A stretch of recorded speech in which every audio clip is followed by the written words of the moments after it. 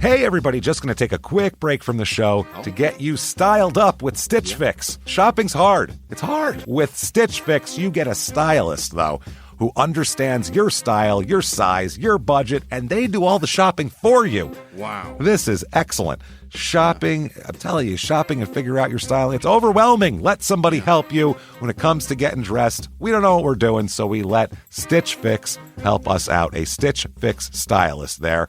They know what works on us. We get the prices that make us look really good, and it feels good. You get some confidence boost walking around knowing that you're looking decent here. Oh, yeah. Yeah, we just give the stylist our sizes, style, budget preferences. We order boxes when we want, how we want, no subscription or any of that required. And they send called Just For Me pieces as well. Like, maybe you'd like this, and it's awesome. Outfit recommendations, styling tips. You keep what you love, you send back the rest. It's super easy. Yep. You can do it, and we are doing it because it's excellent. Personal styling for everyone. Get started today at stitchfix.com/STM. That's stitchfix.com/STM. Now back to the show. Hey, everybody, just going to take a quick break from the show to tell you a little bit more about Rocket Money. It's the start of a new year. It's the perfect time to get organized, set your goals, prioritize what matters most. And for me, top priority is getting myself together here. Financial wellness, doing that, which that feels important, you know? Just feels like adult stuff that you have to do. And thanks to Rocket Money, my goals feel achievable now. They show me all my subscriptions in one place, help me easily cancel ones I forgot that I've been paying for, which happened to me. Absolutely happened to me. I had, for years, I was paying for something. I was like, what is going on here? Rocket Money found it and saved me lots of money since then, because it's been a while. So they did a great job here. Rocket Money is a personal finance app that helps find and cancel your unwanted subscriptions, monitors your spending, and helps lower your bills so you can grow your savings. Rocket Money has over 5 million users and has saved a total of $500 million in canceled subscriptions, saving members up to $740 a year when using all the app's premium features. Cancel your unwanted subscriptions and reach your financial goals faster with Rocket Money. Go to rocketmoney.com/smalltownmurder today. That's rocketmoney.com/smalltownmurder. rocketmoney.com/smalltownmurder. Now back to the show. Hi, I'm Ashley Flowers, and if you're like me and grew up watching America's Most Wanted and reading Nancy Drew, then hi, you're a crime junkie. And I bet that passion for solving mysteries never went away, which is why we've assembled a team of reporters to dig deep into all the cases we still obsess over. Each Monday, my best friend Britt and I will bring you a case that you won't be able to stop thinking and talking about. So join us by listening to Crime Junkie wherever you listen to podcasts. This week, in Minot, North Dakota, a brutal bloodbath sends a town looking for answers. But when those answers are found, it turns out the whole thing was much worse than everyone thought. Welcome to Small Town Murder.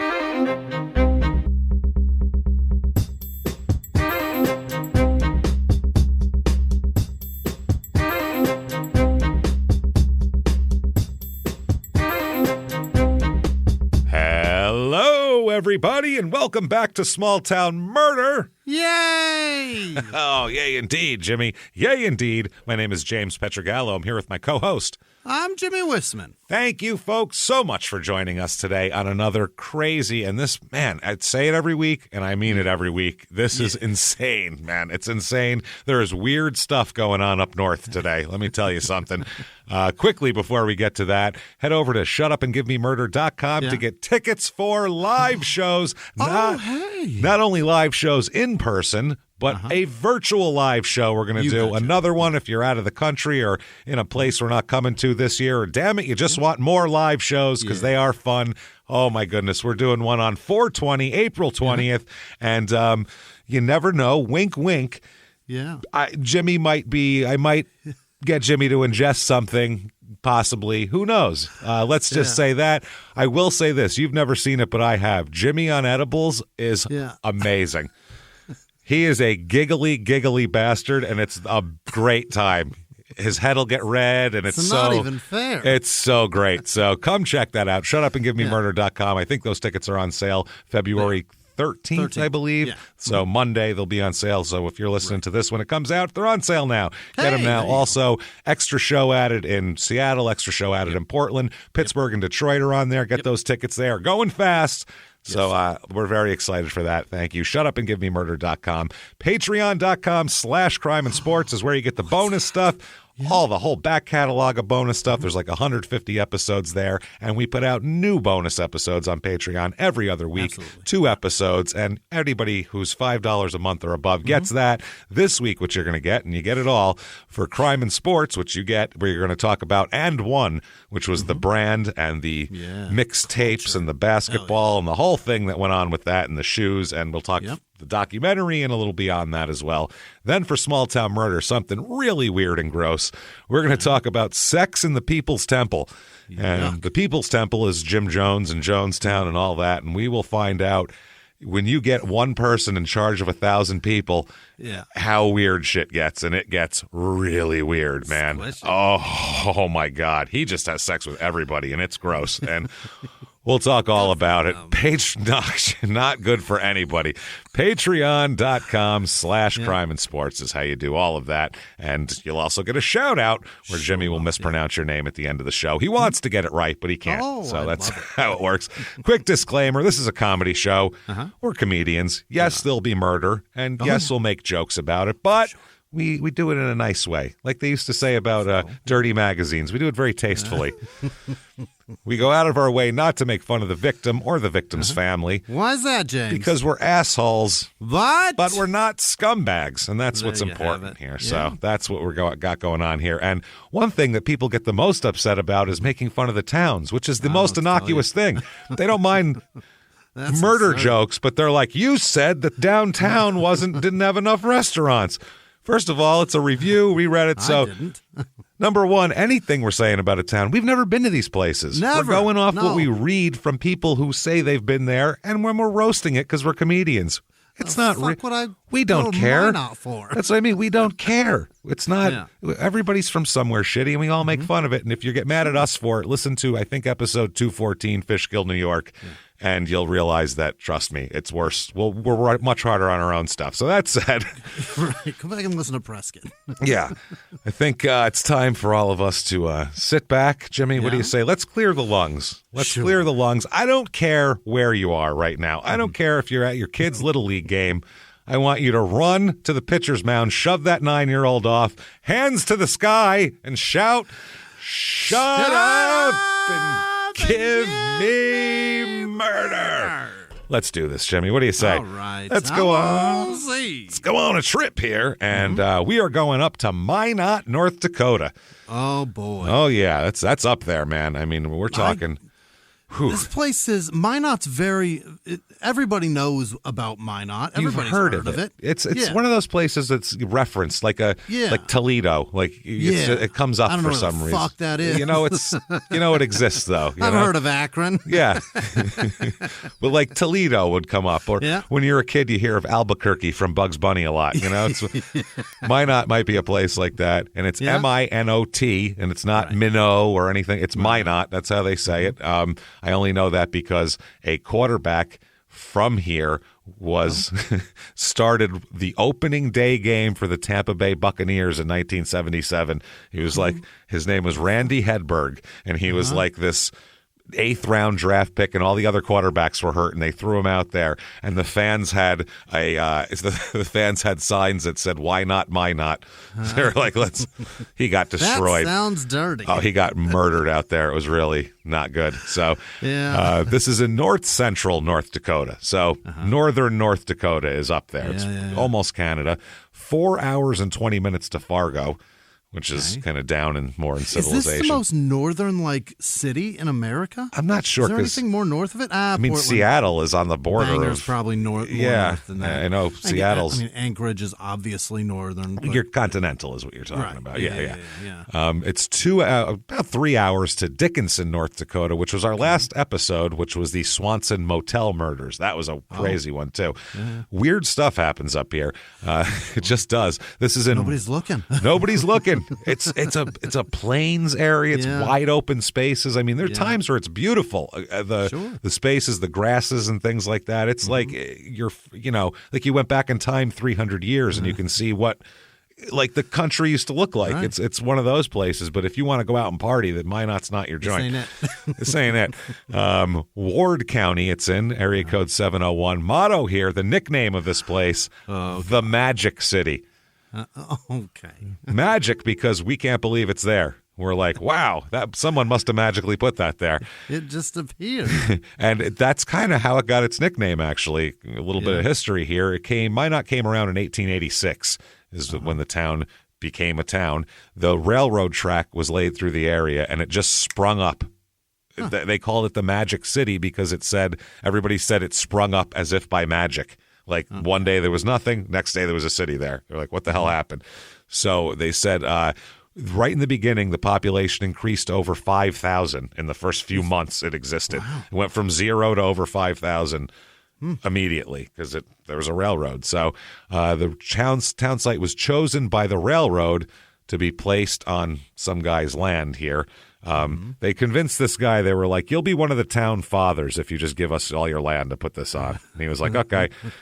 And that's what they did. Everybody wants to be important. It really did. It was Eric Romstad. And he was like, yes, I'll be one of the city leaders, which I'll take it. Sure. Never heard of you since, sir. Town was named after Jimmie? It sounds so dirty. Give her the old Minot. It does. A Minot surprise. She licked me right in my knot. It sounds like a sex. It sounds the Minot surprise sounds like a sex move, doesn't it? Or like the Minot, dippery-do or some shit. You could come up with something and use Minot as for your next gross. We have people with some dirty minds. Please, everybody, come up with a disgusting sexual move and name it the Minot Mystery or some shit.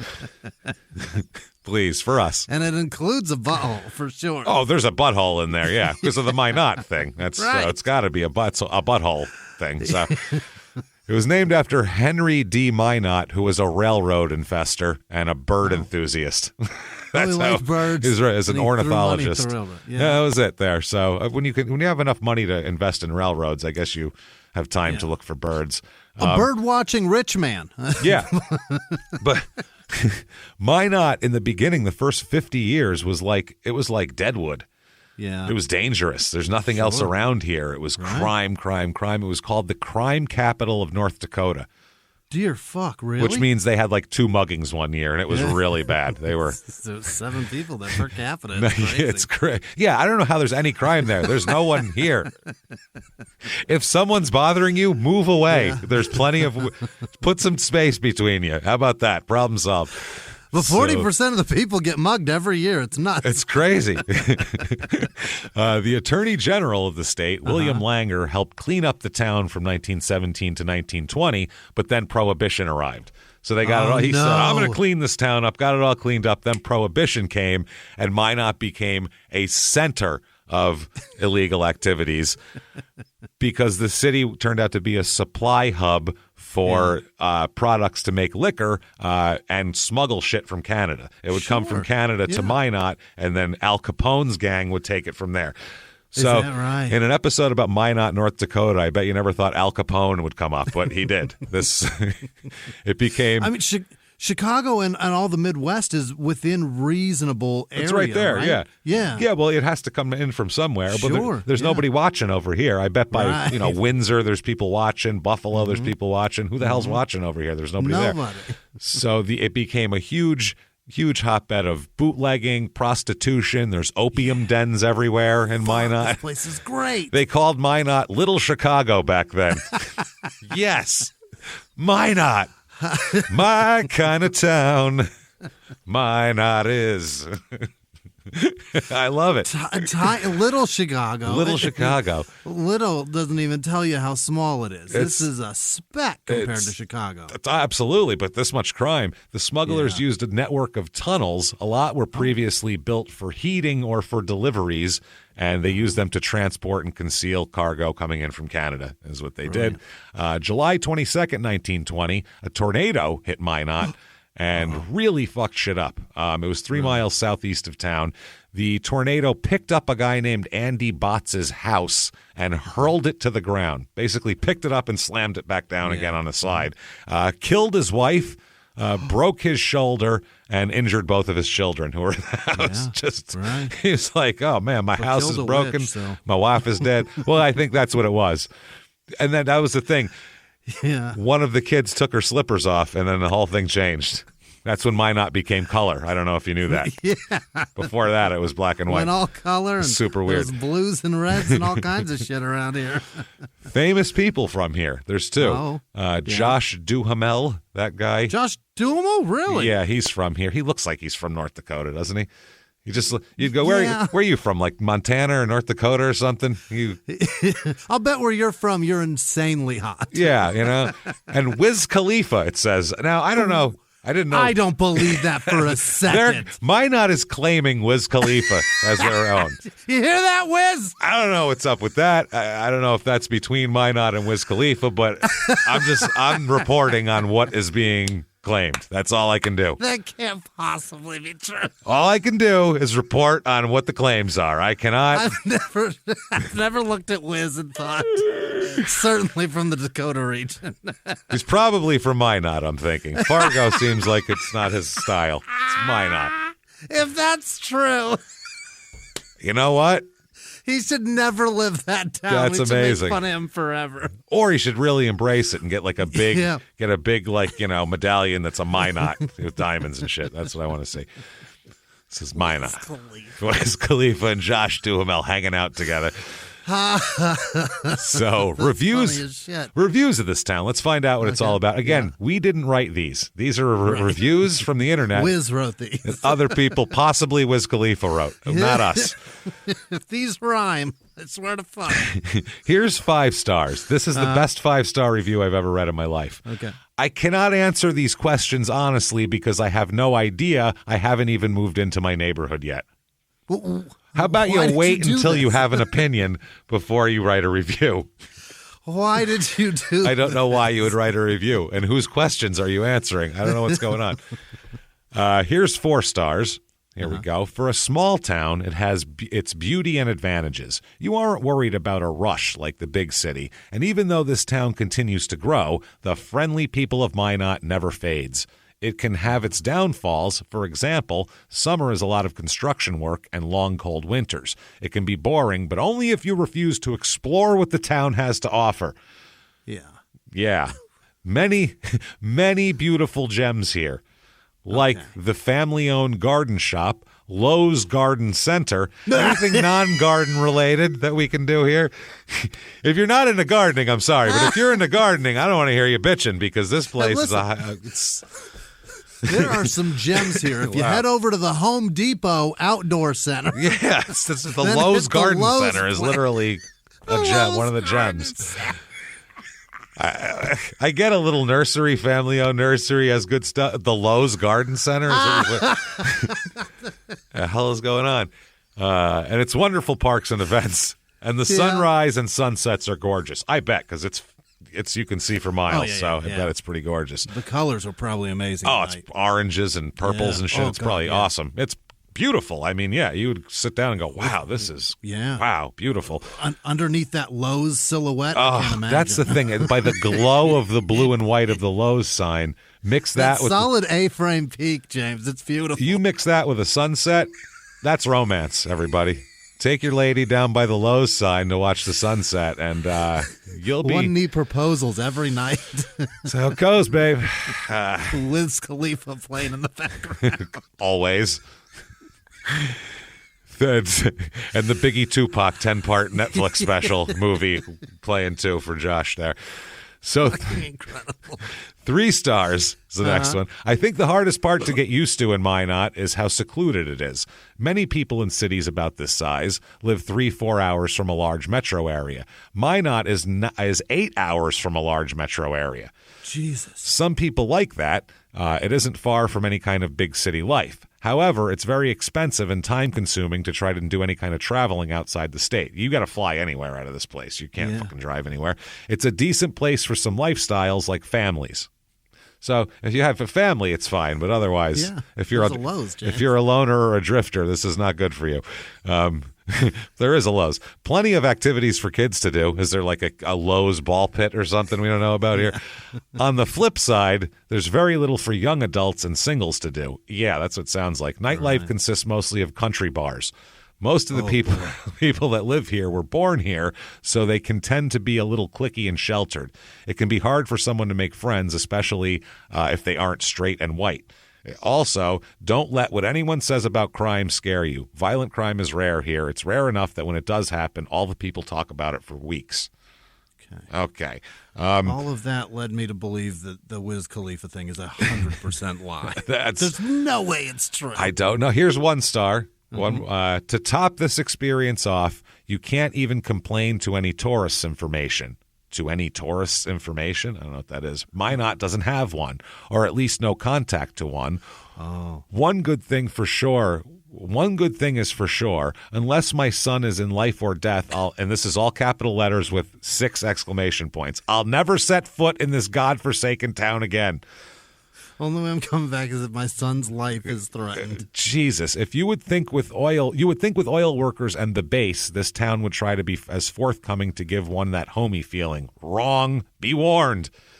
Be warned. There's an Air Force base here? Yeah, there's a big base here, and that's part of that plays into our story. So there's an Air Force base here. That's why there's people here. Is Wiz Khalifa an Air Force brat? Possibly. He might be. He might be born here and then went somewhere else. That's possible. Or lived here when he was a kid for a year and a half, and they're claiming him. Who knows?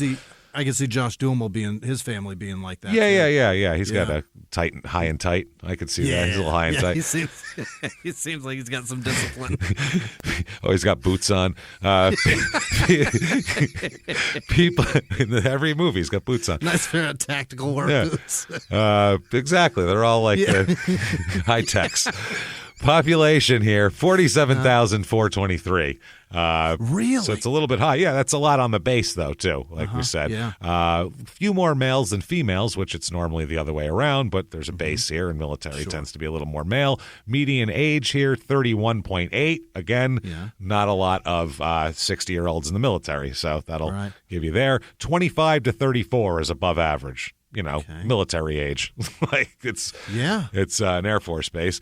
About 48% are married. All the kind of divorce and all that kind of thing, they're all about average. It's kind of your average town in that respect. Race of this town, 83.8% white, 3.8% black, 1.5% Asian, 2.5% Native American, and 5% Hispanic. So I think the base probably, mix up. Everybody joins the military. So religion, 55% of the people here are religious. And the big one is the Lutherans. They're taking the top spot today. What? Well, I mean, in Minnesota, like I said, Drop Dead Gorgeous, which you won't watch. It's all there. Everything's the Lutheran, Women's Lutheran Gun Club. So up there, I guess it's a Lutheran type of thing. Zero. The Catholic of the Plains? The Catholics of the Plains, the Lutherans. The Catholics of the Snow Plains. There they are, everyone. We found a name for them. 0.0% Jewish. Let's see. The last election in Ward County, 25.8% voted Democratic, 70.7% Republican, 3.5% Independent. And the median household income here, a little bit high, $57,248, which is about $3,000 above the national average. So people are doing officers here, huh? I guess, and other the people who aren't in the military too. I think it's kind of expensive. The cost of living, as we'll talk here, not the housing though, but for everything else, the cost of living 100 is regular in the rest of the country. Here it's about 85. So the housing is low though. The median home cost here $198,800, which is a lot lower than the national average. Very cheap. Mm-hmm. Not bad at all. Now, if we've convinced you. You need some more open space, and you need land, lots of land. We have for you the Minot, North Dakota Real Estate Report.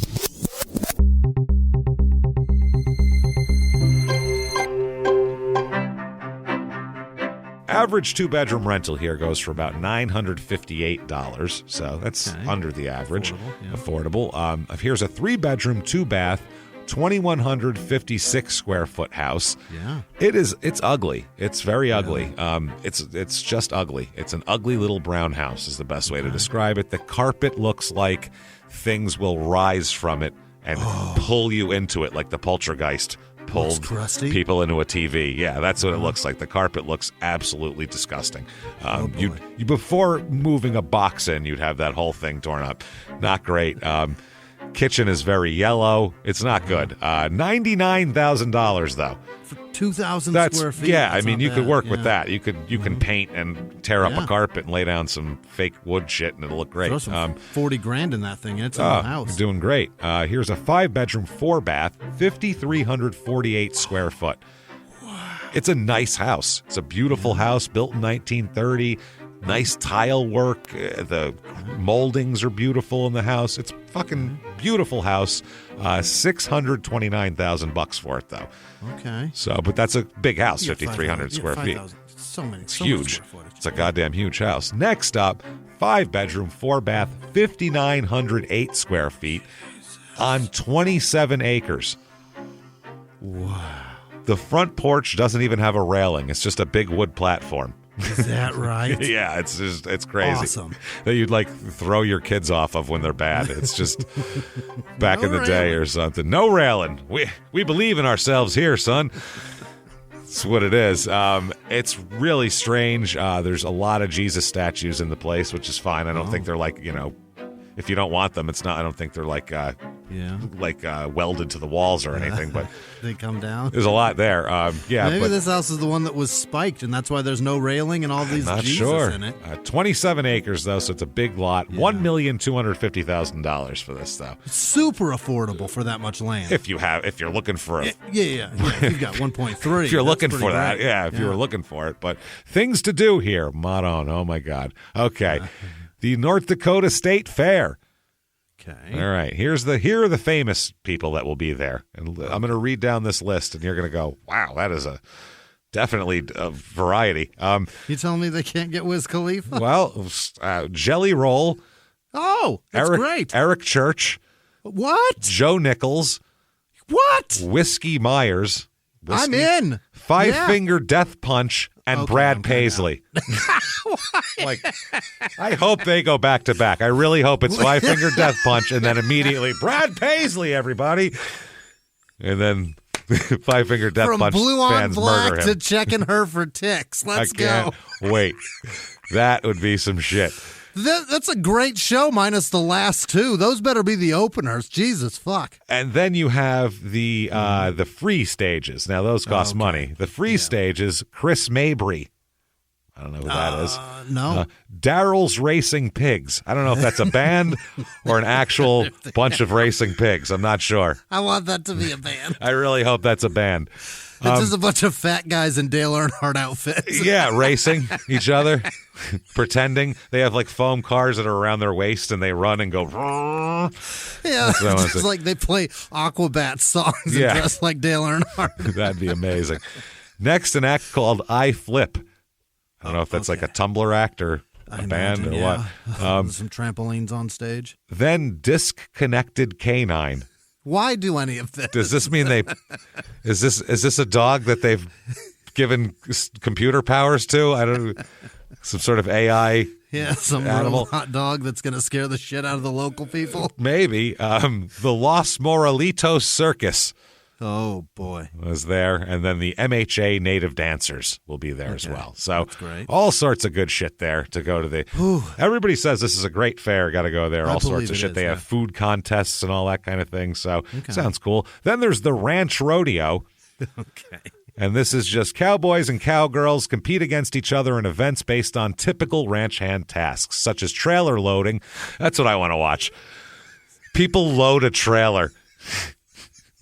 Somebody has a lot of work. Trailer loading.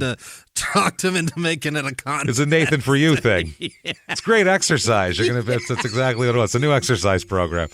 Yes. team mugging, which I've seen in the Bronx, actually. So that I don't know if that translates, if it's the same thing, but team muggings happen right in Poughkeepsie up the street. There's team muggings, I believe. Are there traveling teams for this? Because I feel like people on that subway will win. They're going to win, probably. Yeah. Then this one is the craziest one of all for many reasons. Wild cow milking. Now, I didn't know there were wild cows. I thought the cows, we cultivated them. Thought we tamed every last one. Apparently they run free in the fields like horses, and then you can catch up to one and milk it, which I would think milking a wild cow would really piss it off. So that seems like a really wild event.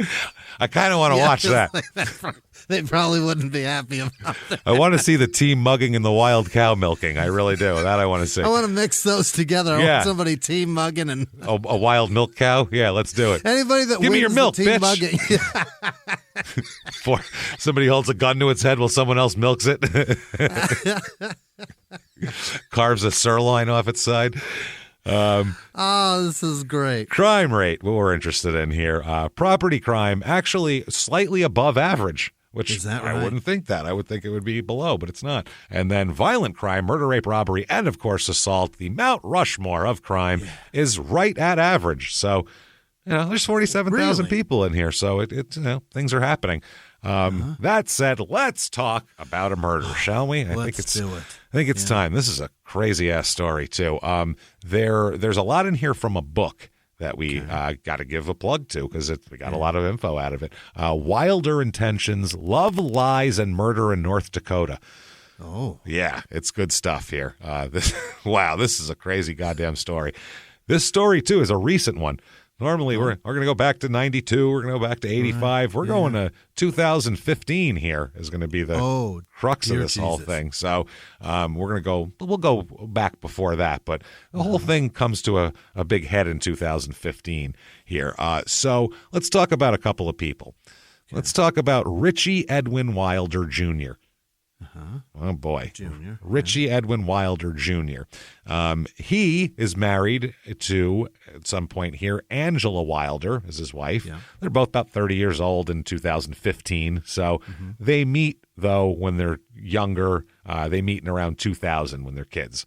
Okay. So anyway, here they are. Angela with an I, by the way. Angela, which is weird. Is I don't think I've ever seen that before. I don't know. I didn't even think that would be an option. No, my mother's name is Angela. It's not spelled like that. So. No, I can see it with an A as like a goofy Angela? way of doing it. But, yeah, I can see that. The point is that it's like angel, right? Like that's the idea. Suppose, yeah. I don't know where you get. Yeah, this looks like Angela. Yeah. And Gila monster went to the thing. But it's Angela. It's a mixture of the devil and angel. I don't know here. But and Angela's a nice lady, though. So it's not her fault. They're both from Alabama, the Wilders. Okay. They're from Alabama. That's where they met. They met at church. Well, Richie and Angela meet at church in Alabama. Does she go by Angie or does she go by Angela? Angela. Okay. Yeah, she goes by Angela. Angie would be great because you just cut off the L.A. and you got Richie. Angie. Boom, done. Right. So maybe I'm sure people called them Angie and Richie, but I don't know if she preferred it or not. Hey, everybody, just going to take a quick break from the show to tell you about the safest sponsor ever, Simply Safe. Absolutely. These people will keep you safe. It's amazing. You know that every 26 seconds a burglary takes place in the United States, according to the FBI. That means that by the time this podcast is over, dozens and dozens of homes will have been targeted, ransacked. God knows what happens here. So protect your home before it's too late with Simply Safe proactive security system. Simply Safe helps stop threats before they even have a chance to break in. Named Best Home Security System by U.S. News and World Report 5 years in a row. And by us for about the last 8 years as well. If you trust us, believe me, you want Simply Safe. So visit simplysafe.com/small to claim 50% off a new system with professional monitoring plan and your first month free. That's simplysafe.com/small. There's no safe like Simply Safe. Now back to the show. Hey, everybody. Just going to take a quick break from the show to tell you a little bit about Sono Bello. You know, the most known secret with celebrities and influencers and all these famous people is so many of them have had lipo. They've had lipo, whether it's a little touch up here or a total makeover. Yeah. Nobody has a perfect body. That's the thing. No. They may look like it on TV, but there's things that help that. Absolutely. Lipo now has changed, and Sono Bello's been at the forefront with using LAL technology and getting those beautiful and natural outcomes for each person. Looking real natural. Our friends at Sono Bello are offering their best deal. You're now included in their winter savings event, but appointments are limited, so please get on this. Sono Bello doctors are masters in micro laser fat removal, a brilliant technique that removes stubborn fat permanently wherever your problem areas are. Tummy, love handles, thighs, arms, it's gone in one comfortable visit. Eating healthy and workouts are great. Keep doing that, but if you want to lose that stubborn fat in one visit, check out Sono Bello. Save big during their winter savings event. Schedule your free consultation now at sonobello.com/smalltownmurder. That's sonobello.com/smalltownmurder. Now back to the show. So they were really good friends when they were kids from church, just being kids at church that hung out together and knew each other. Sure. So they're really good friends. And Angela, as a teenager, has a baby. She has a baby. She gets pregnant when she's 15, 16 years old. Richie. And has a baby. No, not his. No? They're just friends at that point. Okay. They're just friends, not his kid at all. They were just friends from when they were younger.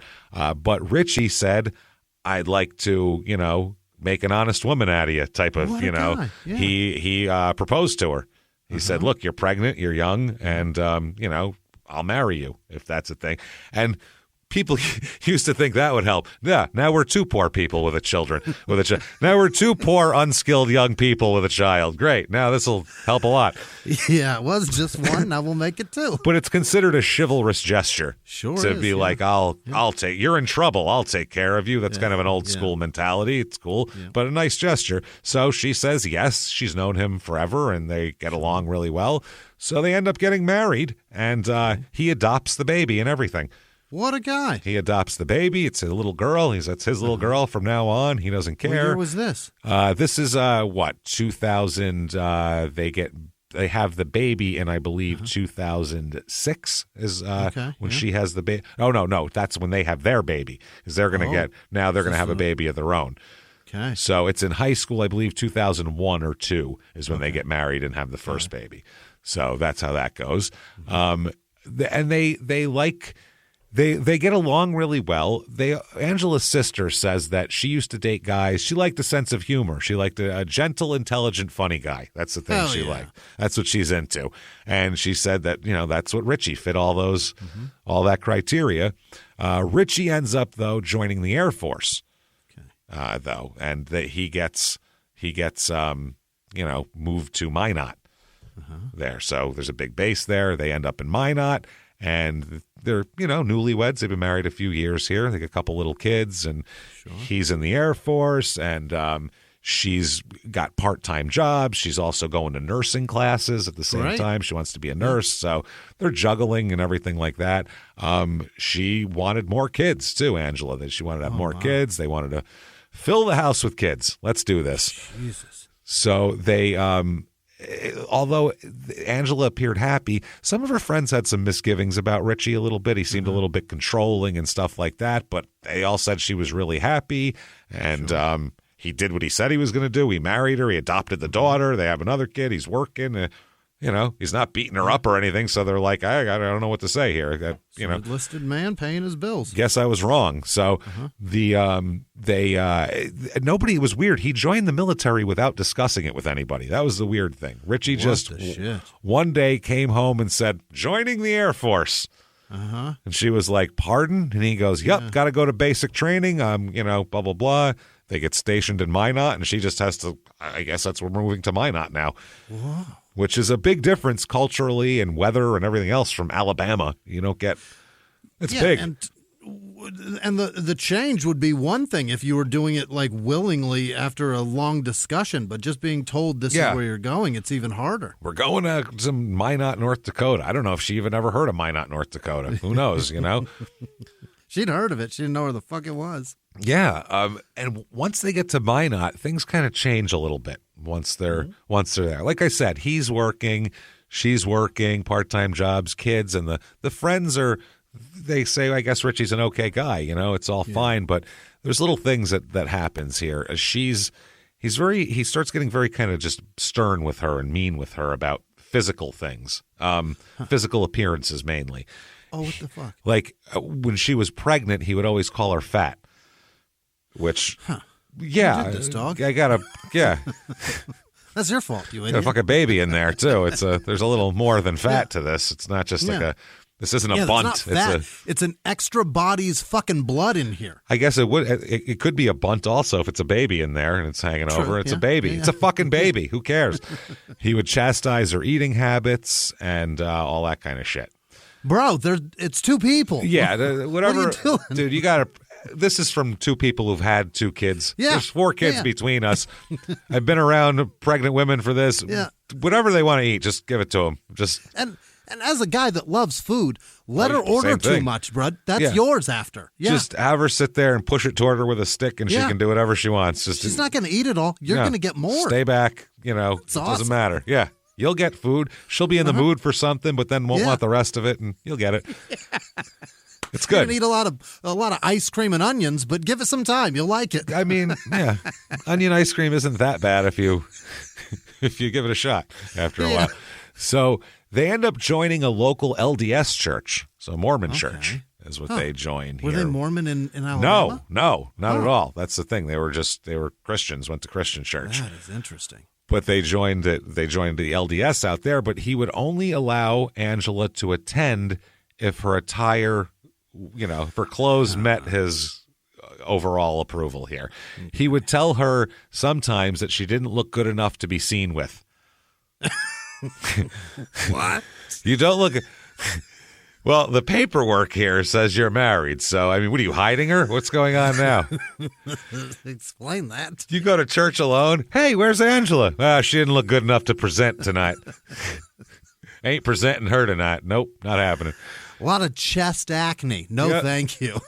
Real embarrassing for me. You know how it goes. I don't want to be seen with that. Fat, pregnant belly. No. What the fuck is he talking about? He would compare her to other women, asking why she didn't do her hair or dress like the ones that he felt were more attractive than her. See, he'd go like, she's attractive. You should look more like that.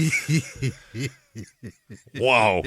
That's ballsy, man. Wow, yikes, that's wild.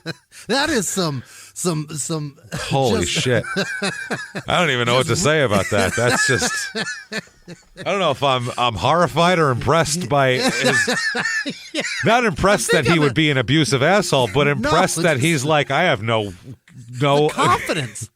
Care for my own well-being or physical just audacity and confidence that he's got. That's wild. That she's just going to stick around after that? Really? He's out of his fucking mind. And also, she started suspecting that he was cheating on her as well. Yeah, it's like, that's natural, I think. Obviously, if he's saying that, I would suspect it too. They had the new baby, and they were happy for a minute, but then it goes out of it. There's a certain adrenaline rush joy of the baby, and then after it wears off, you're either really happy or you're miserable again. So, Angela wrote a letter later. It's harder to say than letter lady, and that Richie had at this point begun periodically physically abusing her as well. Oh, what the fuck. Yeah, sometimes he would hold her down. Sometimes he would prevent her from leaving a room. At one point, she said he grabbed her by the neck and held her up against a wall. Said he put her in a chokehold, just light enough not to restrict her breathing, but enough to scare her. This relationship's over. This is not good. No. He also had warned her a few different times that he could easily kill her using a shovel and 2 bags of lye. So super over. That's he's threatening to pull a Goodfellas murder on you. It's not good. Yeah. One night she got home from work and she approached their bedroom door and it was closed. And as she was approaching, she overheard Richie talking in there. She overheard Richie say, "I love you." Okay. So she came in and asked him who he had been talking to. What do you think he said, Jimmy? I'm going to give you I love playing the guessing game of what an asshole says. What do you think he said? My rifle? Nope. One more My guess. shoes. I was praying. I say I love you, not amen. That's what he says. He goes, I'd like this to happen, protect my family, my mom, hope that lump isn't malignant on her arm, all that stuff. Thanks. I love you. Bye. And you hang up. I will forego amen if you solve the chest acne on that pig of a wife of mine. I love you. Please teach my fucking pig wife how to dress if you could, all right? I don't like her outfit. She's coming in looking like a hua with her fucking cleavage hanging out. I don't like the way she does her hair. This is terrible. Love you. I love you. This guy's an asshole. So, what a dummy. This guy's a fucking idiot. She didn't believe it. Duh. No. She became upset and wanted to leave the house for the night before everything got out of control. She's like, I want to take off for the night. She said, she wrote at the time, he got angry as I tried to leave the house. He stopped me in the laundry room, grabbed my throat, and loosely choked me. Jeez. It wasn't enough to keep me from breathing, but enough to make sure I was gasping for air. He yelled at me, I just got my wife back, and now I feel like I'm losing her again, then spun around and punched the door in the laundry room. He blamed the medicine I was taking. What? And told me I wasn't going to take it, and told me I wasn't going to take it anymore. When we got upstairs, he dumped it down the toilet. Oh, the medicine. You're not taking that medicine. Right. Dumped it down the toilet along with my daytime antidepressant. So can't pull people off like that. No medication for him. He's doing great. He also went to an appointment with me and complained about the effects of the medicine on my moods at night. Her medication makes me punch the door. You don't understand. Her medication makes me want to not be attracted to her and choke her. Makes me call her fat and choke her. It's weird. I don't know why. What an asshole. That is some powerful Lexapro, sir. Wow. Holy shit. It's got powers over people near her. Yeah. That's crazy. On December 21st of that year at the time, I think this is 2009, I believe, or 11. I'm not sure. I'll find out in a minute here. Angela claimed that she returned home from working and that Richie asked her to watch an episode of the TV series Lost and then suggested they take a bath together afterwards. Oh. So he was like, let's have a romantic evening by watching this boring show and then taking a bath. She said, awesome. Boring show that has been, is it 2012? This show's been off the air for like 5 years, hasn't it? No. It was still going was at this point. Was it on the air in 2012? Yeah, it was. God. It was still there. It was still going. She said, I agreed and started to get the water ready. I realized that I might make the water too hot and went downstairs to see how hot Richie wanted it. He was between the kitchen and the dining room on the cell phone. I stepped back to give him space, but then noticed another cell phone on the counter. Huh? When he realized I was standing there, he quickly hung up the phone and put it in his pocket. He's got a second phone. He's got two phones. He's got two phones, which is a terrible sign. If someone's not telling you they have two phones, it's for a reason. Oh, my God. He's got like a drug dealer, but it's clearly for cheating on his wife. He likes meth. He likes pussy like some people like meth. That's how he is. You Wait get till an you see extra it. phone for it. He's even got a specific predilection and everything, as we'll talk about. Oh yeah, I can't wait. This one is just weird, man. She then said Richie shut the door to the bedroom, then sat on the floor and asked me to sit on his lap. Huh? He opened the phone. He said, "Come here, sit on my lap. I'll show you." Have a look see. Let's have a look see. Yeah. Okay. I saw a picture of a girl I recognized when he opened the phone. Oh, God. Then he showed me pictures and texts that him and a woman named Sarah were sending to each other. No H, by the way, on the Sarah. No. Sarah was a woman that she knew that Richie previously dated before her in Alabama and like during one of their breakups and all that kind of thing. So Angela said she asked Richie why he was so eager to because Richie, at the time, Richie was talking about maybe we'll get a divorce and all this shit, and I'll move you back to Alabama. So she was wondering, is it because you want to be with the Sarah chick? Is that what the deal is? And Richie said, no. I don't want to get a divorce and be with Sarah. I'm only engaging with Sarah. You see, this is a revenge plot that I have against Sarah. Okay. Sarah fucked me over, so I'm going to get her Years back. ago. Well, she said, this is Angela, quote, he said he was doing it to get back at her for all the damage she did to him, from putting him in debt to giving him STDs. Jesus, which ones? Yeah. The drunken rages she went into when he had to put her outside at night. Was it the Flintstones dog? Get to put her outside? He's got a Dino her. Yeah, she's got a Dino. Fred's banging on it after that. The messages ranged from sexual to loving. He called her pet names like sweetheart and told her she meant the world to him. He told her in a text that he would be down to Alabama in March and wanted to see her. So Angela knew. All of a revenge. It's all revenge. Then I'm going to really, she's going to show up all nice, and then I'm going to dump a bucket of pig's blood on her head and be like, yeah, you got that right now. Ha ha. I'm getting her real hot and bothered and Take that, getting her sucker. to the airport. I'm not going to show up. No one's going to be there to pick her up. Be like, I got Verizon involved in this just for this. But no, he said, I'm going to Alabama. Turns out Angela knew he was going to Alabama in March. So he's like, okay, well, you're not fooling her there. You're actually going there. So that's strange. Richie's brother was getting married, and they had planned to attend it. Richie promised Angela, though, he said, I'll break off everything the next day. Don't worry about it. I'll tell her never mind. I'll 86 my revenge plot. Okay. This is the fastest lie he could come up with. Yep. See, it's all a revenge plot. He said, rather than go, I don't know why I have the phone. He said, "What? Look, I'll show you everything. Let me tell you why I'm doing this." Look at all What these an pussy asshole. pictures. I got a story for you. See, it's a flip book more of anything, really, because it's all pussy pics, but it's there. So she's going to break things off the next day. She saw all these messages, though, and the excuses he made were kind of, she didn't believe him, basically. I mean, come on. Yeah. That's a far-fetched story, sir. Yeah, it's ridiculous, honestly. And so they have the kid that she had first that he adopted, the little girl. Then they have a boy as well at that moment. So they have two kids here. Right. They keep fighting.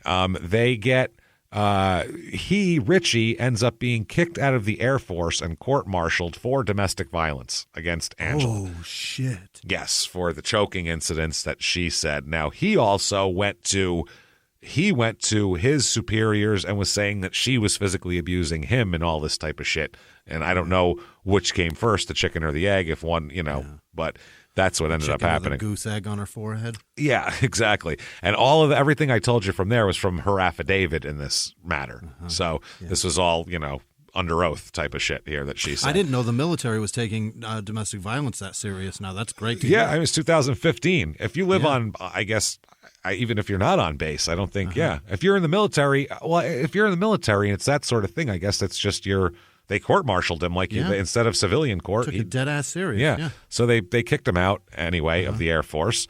And so now they're going to fight over custody, obviously, because why not? Hey, let's bring them involved in this. We have to fight. So I really like it. If we're not together, we have nothing to really fight over personally anymore. Yeah. So let's fight over the two things that mean the most to us in the world. What do you say? Let's really destroy each other. So they fight over custody. The final decree of divorce comes finally in May 2012. It took that long here, but that's when the custody battles became brutal, and they're just fighting over it. Each parent was supposed to get a week with the two kids. It's supposed to be week on, week off type of shit. Okay. Going back and forth. 50-50, but week on, week off. Exchanges were supposed to take place Sunday at 1 p.m. Yeah. Sunday. 1 p.m. Yeah. Richie was supposed to pay a small amount in child support every month. And that's how it was going to work. So, but they would still be in court while this is all going on, rather than go, okay, we figured out the main details and the kids, let's just get over it.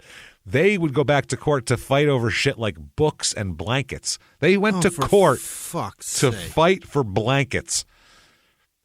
Think about that. Think about the level of petty that you have to be with each other to want to fight in court over blankets. Like, I don't give a shit. When I got divorced, I was like, I don't care. I have a garbage bag full of my underwear, and I'm happy. Yeah, I don't give a shit. I don't care. The garbage bags in the back of my Jeep, and I left. You can have whatever blanket you want. It doesn't matter to me. So is that how cold it is in the Dakotas? Maybe blankets are real up there. That's a real. You could die up there without that. But they're fighting over books. What books are worth? You have like first edition Dickens novels? Probably not. Probably not. You're probably fighting over a paperback Grisham. Calm down. Penned by the hand of Dickens, or were these reprints originals? Of fucking just on yellow legal pads from back then, yellow legal parchment. It's easy. Ridiculous. So they're fighting and over blankets and books and all that kind of shit. It's ridiculous. So what? And she says that it tells her family that he harasses her, he makes her feel uncomfortable, calls too much, that sort of thing. One day, her sister said she got a frantic call from Angela, and her sister was like, "Jesus Christ, calm down." And Angela said, "It's Richie. I just woke up, came out of my bedroom, went into my living room, and he's sitting on my couch." What? He just broke in and looked at me and said, "See, I told you I can get to you if I wanted to." And then he left. Oh, my God. That is creepy. That's horrifying. Terrifying. Yeah. This is your safe space. It's fucking ridiculous. So she told her sister, "He's just fighting me all the time. It's just been really hard. This is crazy." And they end up too. They start new relationships with different people, and they still continue to fight, even though they're both in relationships. Angela, she finds an old high school sweetheart named Christopher Jackson. She went out with him, and it's not his kid, the first kid, just a guy she went out with before that. From Alabama? Yeah, from Alabama, but he moves up here. Oh, that's nice. They both end up in Minot. Now, for Richie, he finds a younger woman, a 22-year-old young lady named Cynthia Louise Becker. Okay. She's like 5 foot tall, 98 pounds, by the way, too. She's a tiny, tiny little thing here. So by the end of 2013, Richie and Cynthia end up getting married. They have a new baby daughter. Oh, God. And Christopher and Angela end up getting engaged, and they have a baby son. Great. Moving on. Everybody should be wiping. Everyone's got the blankets that they fucking want. Good. Everybody got their favorite book. Did you get that? Did you get your James Patterson novels from the thing? Okay. Everybody got your Hardy Boys collection? Good. Okay. Perfect. Yeah. Excellent. You got the Afghan your grandmother knitted. We're all happy. Everybody's fucking. To your neutral corners, please. Please, this font. Let's move do along. it. So Cynthia Louise Becker Wilder, she becomes his wife here. She's a kindergarten teacher. Okay. So, she seems, sweet. Docile and small and kind. She's small and sweet and kind and all that kind of thing. So they have a child, like we said.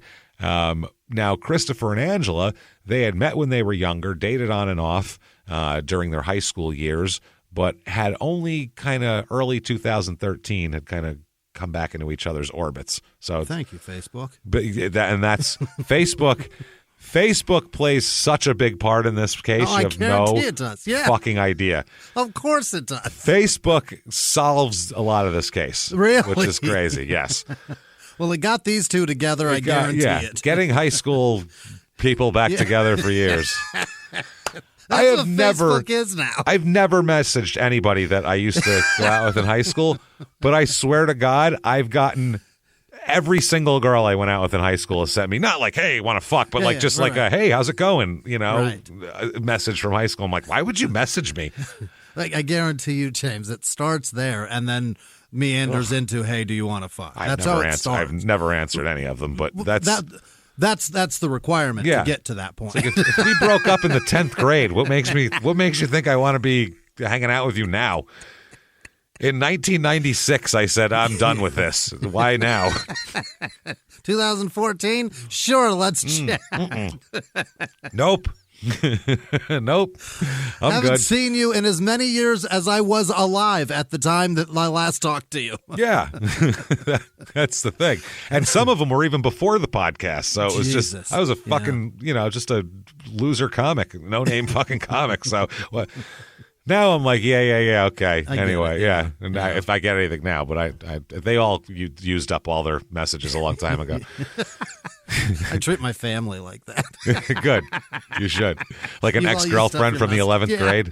You've used up your messages long ago, people. Stop it. We're all done now. So Christopher and Angela, like I said, they dated. They did all this shit. After Angela divorced, she traveled back to Alabama for a visit. Yeah. They reconnect, and when they quote reconnect a few weeks later, Angela finds out they reconnected very, very hard. Like, oh boy. Hard enough for a sperm to crash into an egg and go into it. That hard. That's how very good reconnection, and she's pregnant with his child. So that's why Christopher packs up, moves out up to Minot.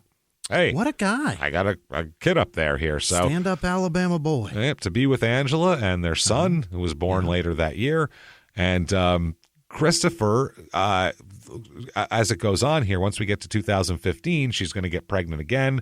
She's going to have a miscarriage and then get pregnant again in later 2015. So, yeah, she wants more. She wants kids, a lot of kids, Angela. She really does. And they had a nice life, Christopher and Angela. She worked at a bakery at a grocery store for a while when he first came there. But then she began nursing school at Minot State University. Right. And now she's got the kids, and she's got 2 kids. She's got nursing school. She's pregnant. She's got job. Oh, she's busy. There's a lot going on. Christopher gets a job working the overnight shift at Walmart. Oh my! So that's what he could find up there. That's what's available. A tough dude. Yeah. There's like outdoor work up there. You can work on seasonal type shit, construction, that sort of thing, or the military. Yep. Or the college, or Walmart. That's kind of, or the grocery store, because she works at a grocery store. He works at Walmart. And there's other little jobs and shit, but these are the main. These are the things you can openly apply for whenever, Yeah. And if she's working the grocery store probably during the day and he's working Walmart at night, you cross like fucking ships in the night and you're caring for the children as you go. And that's what they're doing. It's maintenance of life that they're trying to do. He'd be home during the day while she went to school. That way, they could save money on daycare. Someone's always home. So Christopher was excited once she's pregnant after the miscarriage for a second child. She's he's very excited. Problem is, Richie and Angela are still fighting. Why? That's the thing. Why? You have your blankets. I don't understand this shit. Everything's done. Everything's done. We're managing over here. It's already stressful enough. Chris said he tried hard not to get involved. Yeah. He didn't want to get involved in this. It's your ex, and you want to, let them have the space. Sure. But he said it started to really impact Angela's emotional well-being. Mm-hmm. He said at first he yelled at both of them. He told both of them to stop acting like, he literally said, stop acting like fucking children and act like adults. Yeah. This is about your kids. You're divorced. Who cares? You stop being a dick and you shut the fuck up too. He was, a fair thing. He said, quote, I said to Angela, this is 2 people who got married because they loved each other, but now communication is broken down so bad that you can't even see each other and you have to communicate through emails. Fair. Very fair. Yeah. Christopher's being very adult. But eventually, though, Christopher became convinced that it's Richie's the one who's doing this. It's Richie's the nudge, and he thinks Angela's just kind of having to go along with it. He said, and he's hurt that a woman moved on. That's what it is. Yeah, but you moved on too. I could see sitting there in a trailer by yourself, and no one will talk to you, and you're seething that son of. You found some 22-year-old chick who's cute and nice, and what do you give a fuck what they're doing? And how does their happiness take away from yours? Right. And you clearly tried to hurt her by getting somebody younger and what you deem as hotter. So fucking just go be happy.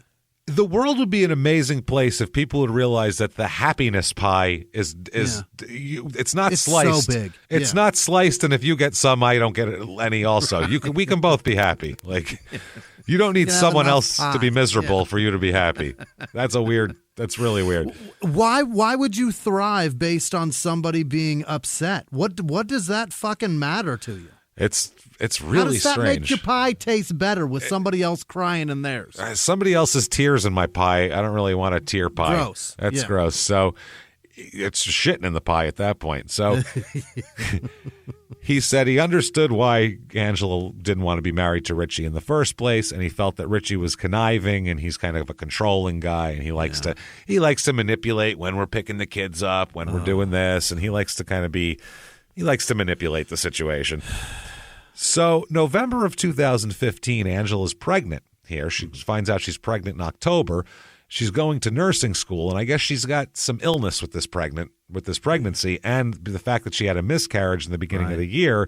She said she really wants to be careful with this pregnancy and not. She's nervous, yeah. She doesn't want to push herself physically, so she talks to her teacher, and her teacher tells her for this nursing class, you have to show up when you can, but if you can't, I understand. You can call me ahead of time, and we can work out something where you can work at home. And, she understands. She's trying not to have a miscarriage. It's understandable. That teacher's brilliant. You're about to go through a lot of that in about 4 years. Yeah, you got some shit coming up here. A lot of arrangements going to be happening. So one day, November 13th here, she doesn't show up this day for her exam at 11 o'clock, and she didn't call ahead of time or anything. So this has not happened in the 2 weeks or so, 2 to 3 weeks since she's found out she's pregnant. Any day she can't make it, she calls ahead of time. There's an arrangement. That's how it works. Today she doesn't show up at 11 o'clock in the morning for an exam. For an exam. Call no-shows? Yeah. Which is a big deal. And she was taking this class very seriously, and the teacher was like, that's unlike her. That's really weird. She's not working at this point, too, because she wants to take it easy physically. Yeah. While she goes to school. Yeah. As soon as she found out she was pregnant, I think she quit her job at the grocery store, and she wants to concentrate on the nursing program too. Sure. So November 13th, the night before, the 12th going into the 13th, to find out why she didn't show up, Christopher said he woke up from his nap on that night of the 12th at around in 2015 at around 8 p.m. He woke up because he does overnight. Yeah. So he gets home, probably takes a little nap while she gets ready for school, and then watches the kids all day. She comes home. He takes another little nap and then goes to school. He probably sleeps in shifts. Yep. Because that's brutal, what you do. Man. Hey, everybody. Just going to take a quick break from the show to tell you a little bit more about our stylish friends at Quince. That's right. Let's go elevate your styles, people. Yeah. Get it going, look good out there, and you can do it now without breaking your wallet, without breaking the bank, because at Quince, you can get high-end, versatile pieces at prices we can all actually afford, which is very nice. You want to get good stuff that lasts and it's good, and they have quality stuff that's very affordable, and you can do like we did, upgrading our stuff here, while still being a very reasonable price. Quince only works with factories that use safe, ethical, responsible manufacturing practices, along with premium fabrics and finishes. It's all quality stuff. You're going to love it. Trust us, it looks good. And I've got the leather jacket. It's a very high-quality item. Real nice, soft leather. Yeah. Jimmie's got his linen pants he's rocking. Yeah, they're terrific. Come on, be like us. Be fashionable. Get in there with Quince. Indulge in affordable luxury. Go to quince.com/smalltownmurder for free shipping on your order and 365-day returns. That's QUINCE.com/smalltownmurder to get free shipping and 365-day returns. Quince.com/smalltownmurder. Now back to the show. Hey, everybody, just going to take a quick break from the show to tell you a little bit about a very cool place, Thrive Market. Yes, we are both looking to get into the healthy swing this year. The problem is I don't know what's in everything, and I don't know if even I'm qualified to even read the labels to know if that's good or that's bad. Right. There's chemicals in things, and there's things floating around. I don't know what I'm doing out there. One of my favorite features, and I know you were talking to me about this, is the Healthy Swap Scanner in the Thrive Market app. Yeah, it's simple. You scan any item, and it'll instantly suggest a cleaner, healthier grocery alternative, which is it's great. Amazing. Yeah. That's great. Thrive Market also takes the guesswork out of finding these safe, healthy foods. For example, like I'm trying to get my protein intake up for energy. I'm always moving around. I need stuff, and I love that you can filter their site by the high protein options. Nice. It's very cool, and you can personalize this portion, and you can put filters on it. And get ready. You should be ready for a junk-free start to 2025. Get ready for it and head to thrivemarket.com/smalltownmurder and get 30% off your first order plus a free $60 gift. That's THRIVE market.com/smalltownmurder, thrivemarket.com/smalltownmurder. Now back to the show. So she said that Christopher said that Angela served him a spaghetti and meatballs dinner. In bed. She came and brought him spaghetti and meatballs in bed, that's wonderful. Hell yeah. That's wonderful. That's wonderful There was stuff some there. Texas toast with that. I'm sure there was. Maybe a little garlic powder and butter on it. Some little garlic bread action. You could make some real good quick garlic bread. Yeah, it's you can. You really can. Make it happen. You can do wonders with it. He finished his dinner. He got in the shower, got ready for work. Angela dropped him off at work at about 10 p.m. That's what he works, 10 p.m., I think, to 6 a.m. So he received a message from her a few hours later, though, saying she was scared. He's like, well, scared of what? She said she was hearing noises from outside their front door. I'll be right home. Which, yeah, your pregnant, scared wife is there. And Christopher told her everything's okay. It's probably a cat or a dog or, it's probably an animal. It's North Dakota. It could be anything, really. I mean, it could be smugglers. We don't know. Calm down. He's been going through this for several years, too, with this. Yeah, so he said, just, calm down. He said that everything's okay. And as the night went on, she was texting him or, sending him messages talking about her schoolwork and stuff. So she had moved past being scared, was talking about her studies and things like that. She said she was going to try to get some rest before she had to pick him up at 7 a.m. the next morning, and then she had an exam. So she was studying for the exam. So they're making it work, but it's hard, Sure are. So he said he took his first break around midnight, and then he says he took his lunch about 2 a.m.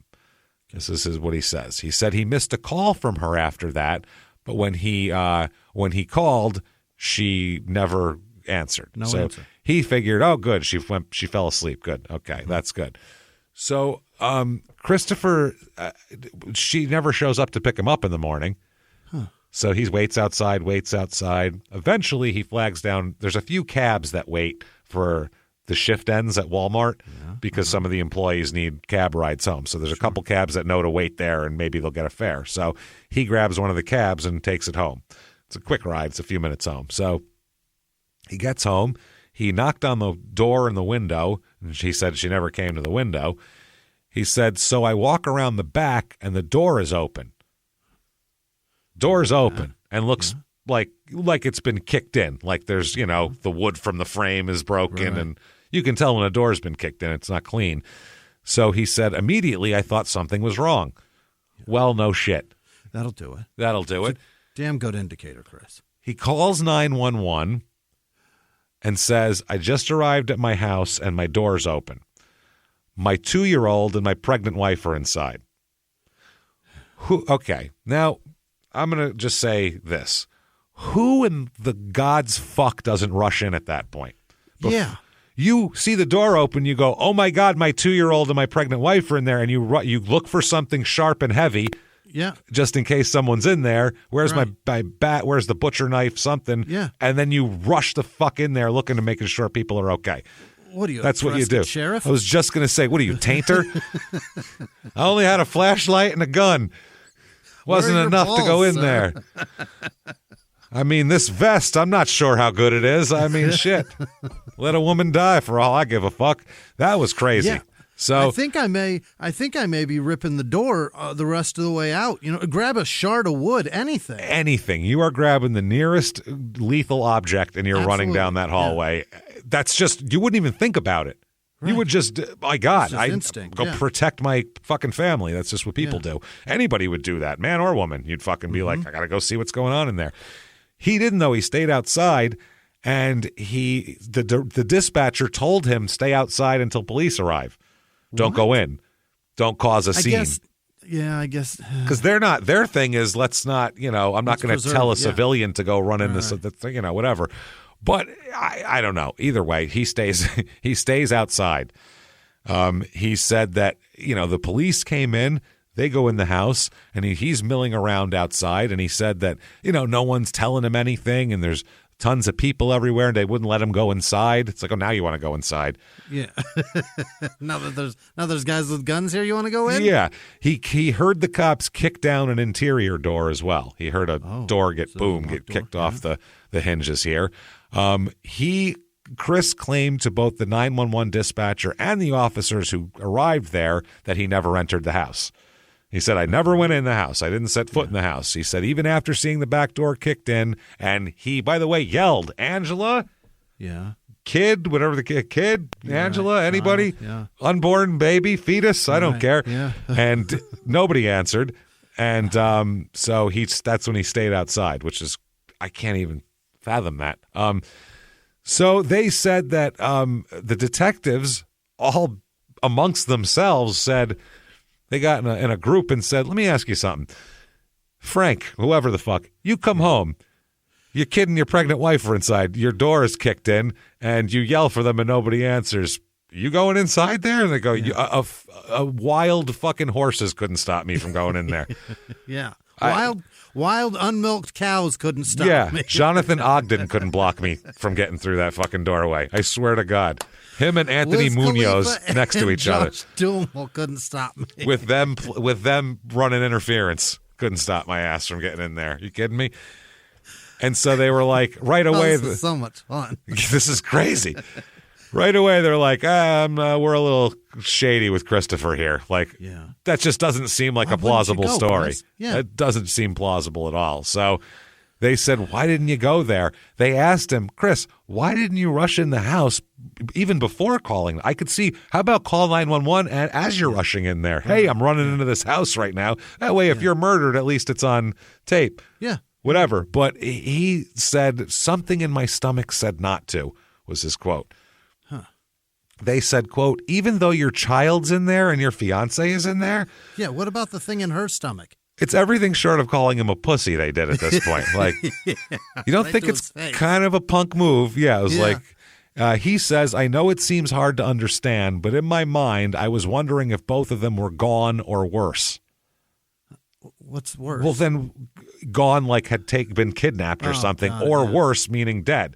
Either way, might you want to check on that and find out? Yeah.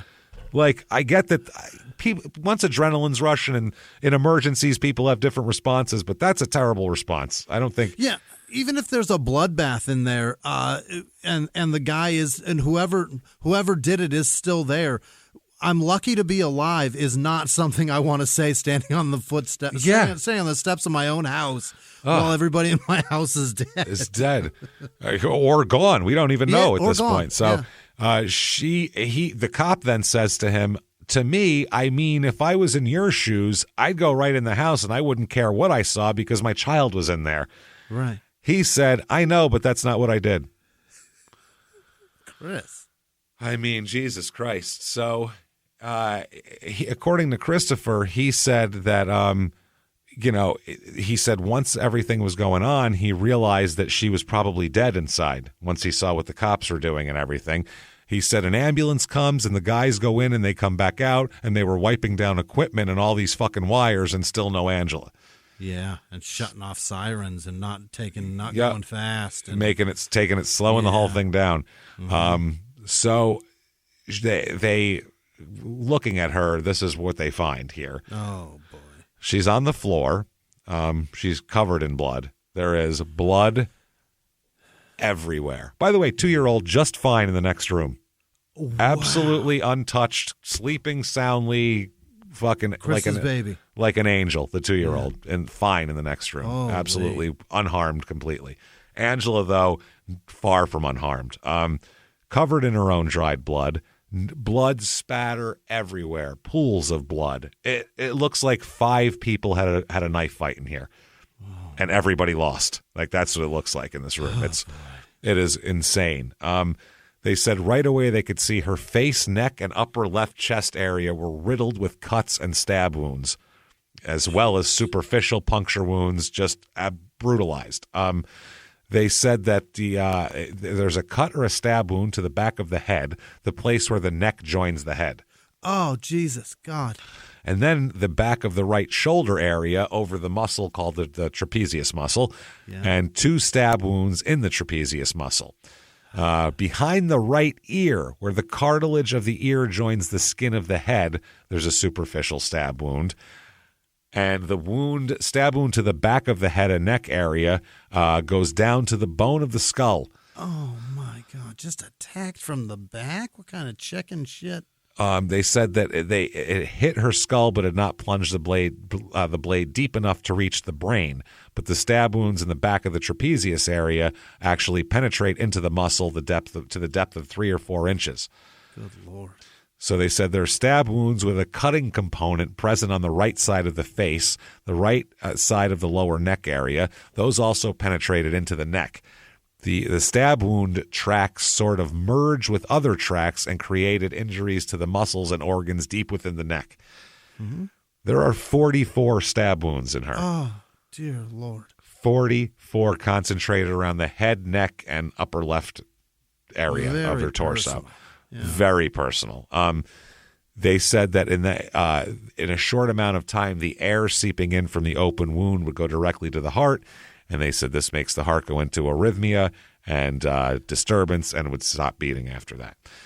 They said her jugular vein was punctured and she would have been dead within minutes anyway. Yeah. But there's more stab wounds after that. Oh, good Lord. The right shoulder, there's two, what the medical examiner will call 2 peculiar non-lethal stab wounds, appeared to have entered in an upward direction. Oh. Which is strange. She also had a deep cut on the outside of her left index finger and a small slice on the inside of her left ring finger. So they said that it indicates that she likely had her arms up in a protective position trying to fend off the attacker. Okay. So, yeah, she'd been cut and stabbed at least 13 times on the face, neck, and chin. One of them slicing through the muscle protecting the thyroid gland and puncturing the thyroid gland itself. They said this would be a lot of blood loss. Also, Jesus, this is terrible. There's so much. The multiple stab wounds on her left front chest were clustered so closely together that the medical examiner said that he couldn't even discern which direction they had entered from because they're so close together. They'd been really in there. He said the knife, though, plunged 3 to 4 inches deep into her chest and shoulder over a dozen times. And they said it seemed like there was definitely looking for the heart, trying to stab the heart, which is wow. They said among the chest wounds, at least 3 of them would have been fatal. There were 2 punctures in the lungs. Also was a wound that went underneath the collarbone, and it cut a major artery. The axillary artery goes all the way down the left arm. If you cut that artery, you can lose a lot of blood very quickly. Yeah, I guess so. Holy shit. They said that it was clear that there was a ton of blood loss in a short amount of time and that she would have died very quickly through this and probably not suffered for very long because it was such a brutal attack. So there was that anywhere. One part, though, her stomach is left completely alone. Really? The baby, of course, it's very nascent, this pregnancy. Yeah. So the baby does not survive, obviously, but she is the fetus. Not the target, obviously. No. Clearly, it was actually avoided. It looks like, which is interesting. Huh. That's an interesting, psychological thing there. So the cops would love to have a chit chat with Chris. Yeah, because he talks a lot about the ex-husband and he's crazy and all this shit, but. What the fuck, Chris? You didn't run in there. The fact that the baby, the fetal compartment wasn't stabbed up. Right. Like that's and your own baby that's upstairs is completely unharmed. So they're like, this is interesting. So they look at him now. First of all, in his interview, it's a videotaped, interrogation. Tons of the ones on YouTube. Probably is on YouTube. Who knows? Yeah. So I didn't look actually because I have the whole thing, transcripts kind of thing. So. Yeah, he is pacing the room, talking on the phone to her sister, to Angela's sister. That's who he's on the phone with. No, she's in Texas, I believe. Okay. The siblings are spread around, but so talking to her on the phone while he's in the interview room, pacing back and forth, waiting for the cops to come talk to him.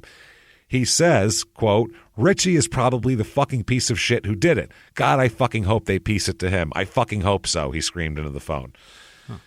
So they ask him about the door specifically. And he said, well, the door was kind of fucked up. The door was fucked up because he had messed it up the week before. Okay. So that's why the door would have been easy to kick in. They said, well, what happened? He said, well, the door wouldn't open. It was like jammed or something. the week before. So he said, so being a smartass, I went over there and kicked it in. Then spent the next week trying to repair it myself until we could get the money up to buy another one. So he repaired the frame? I repaired. He said he hadn't replaced the door yet, but he did replace the locks, and the door was, still functional. It was just, didn't look great. So that's interesting. They asked him, did you ever hit Angela? He said, not once in any single day that we have ever dated or been together. They said, no would have been fine. No would have been fine. Usually, Yeah. the O.J. Simpson absolutely, positively, 100% not guilty is a bad sign. It's a very extravagant way of Cops saying no. Cops look at that and they're like, you could have just said no. They don't even like it when you don't use contractions. If you say, I did not do that, they're like, Right. how often does that person say did not? That's Who talks like that? seem like a didn't kind of guy. That's what they say. So they said, did she ever hit you? And he said, oh, yeah.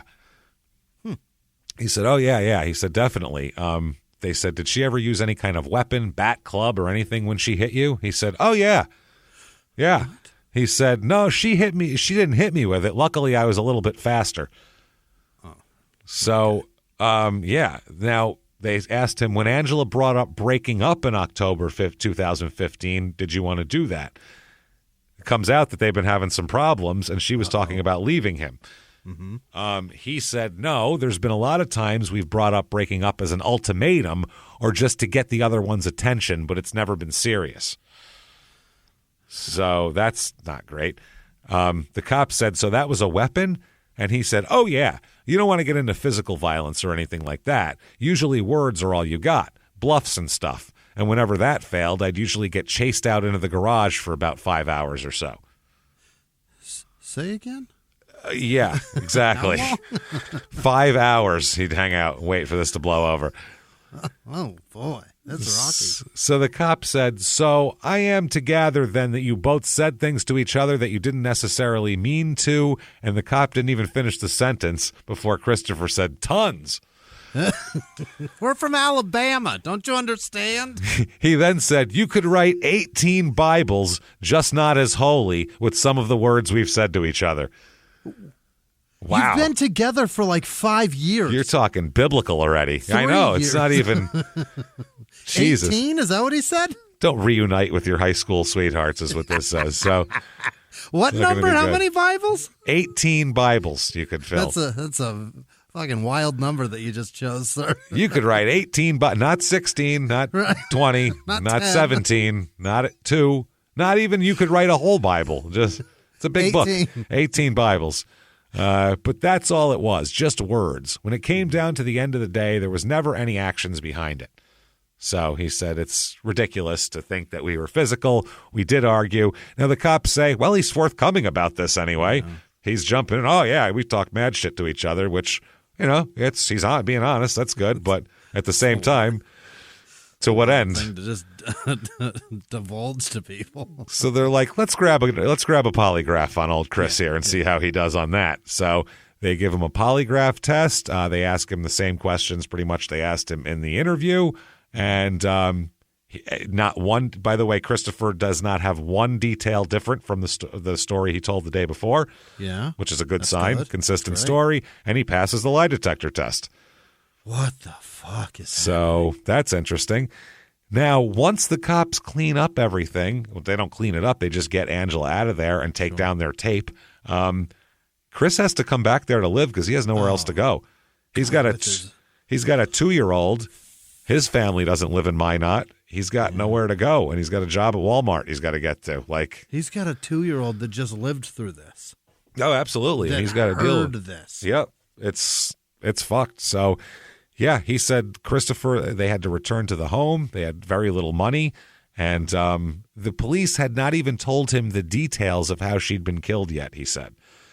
But he was back in the house. The remnants of it all over the house. There's blood stains all over the bedroom. Oh, my God. He said he mostly kept the door to the room closed and locked, but at night he said he would sit in the bedroom and try to piece together his own theories based on the blood. Oh, my.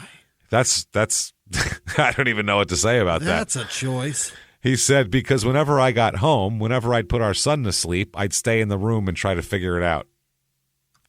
Yikes. I mean, because what else are you going to do all night? Your brain's racing. He said, Detective just came out. There's a lot of, well, it's by then, everybody thinks they're a forensic expert. Everybody's Grisham, Everybody's, Christopher Maloney at this point. So he says he had first looked at the bloodstains on the bed and said she must have been surprised in her sleep, is what he said he thought.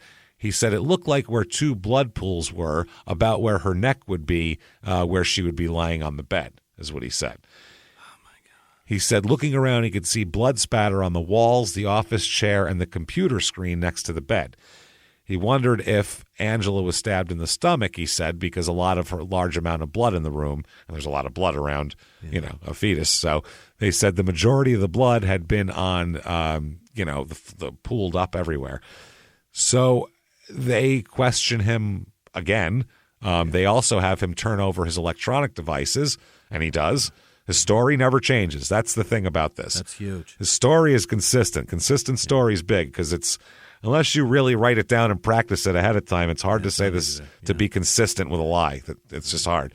Nobody has that good of a memory. So he he said that they found an exchange here with a woman named Linda. Yeah. And he said that they had never been close and they stopped communicating after a while. So they were like, hold on, you were talking to this person, that person.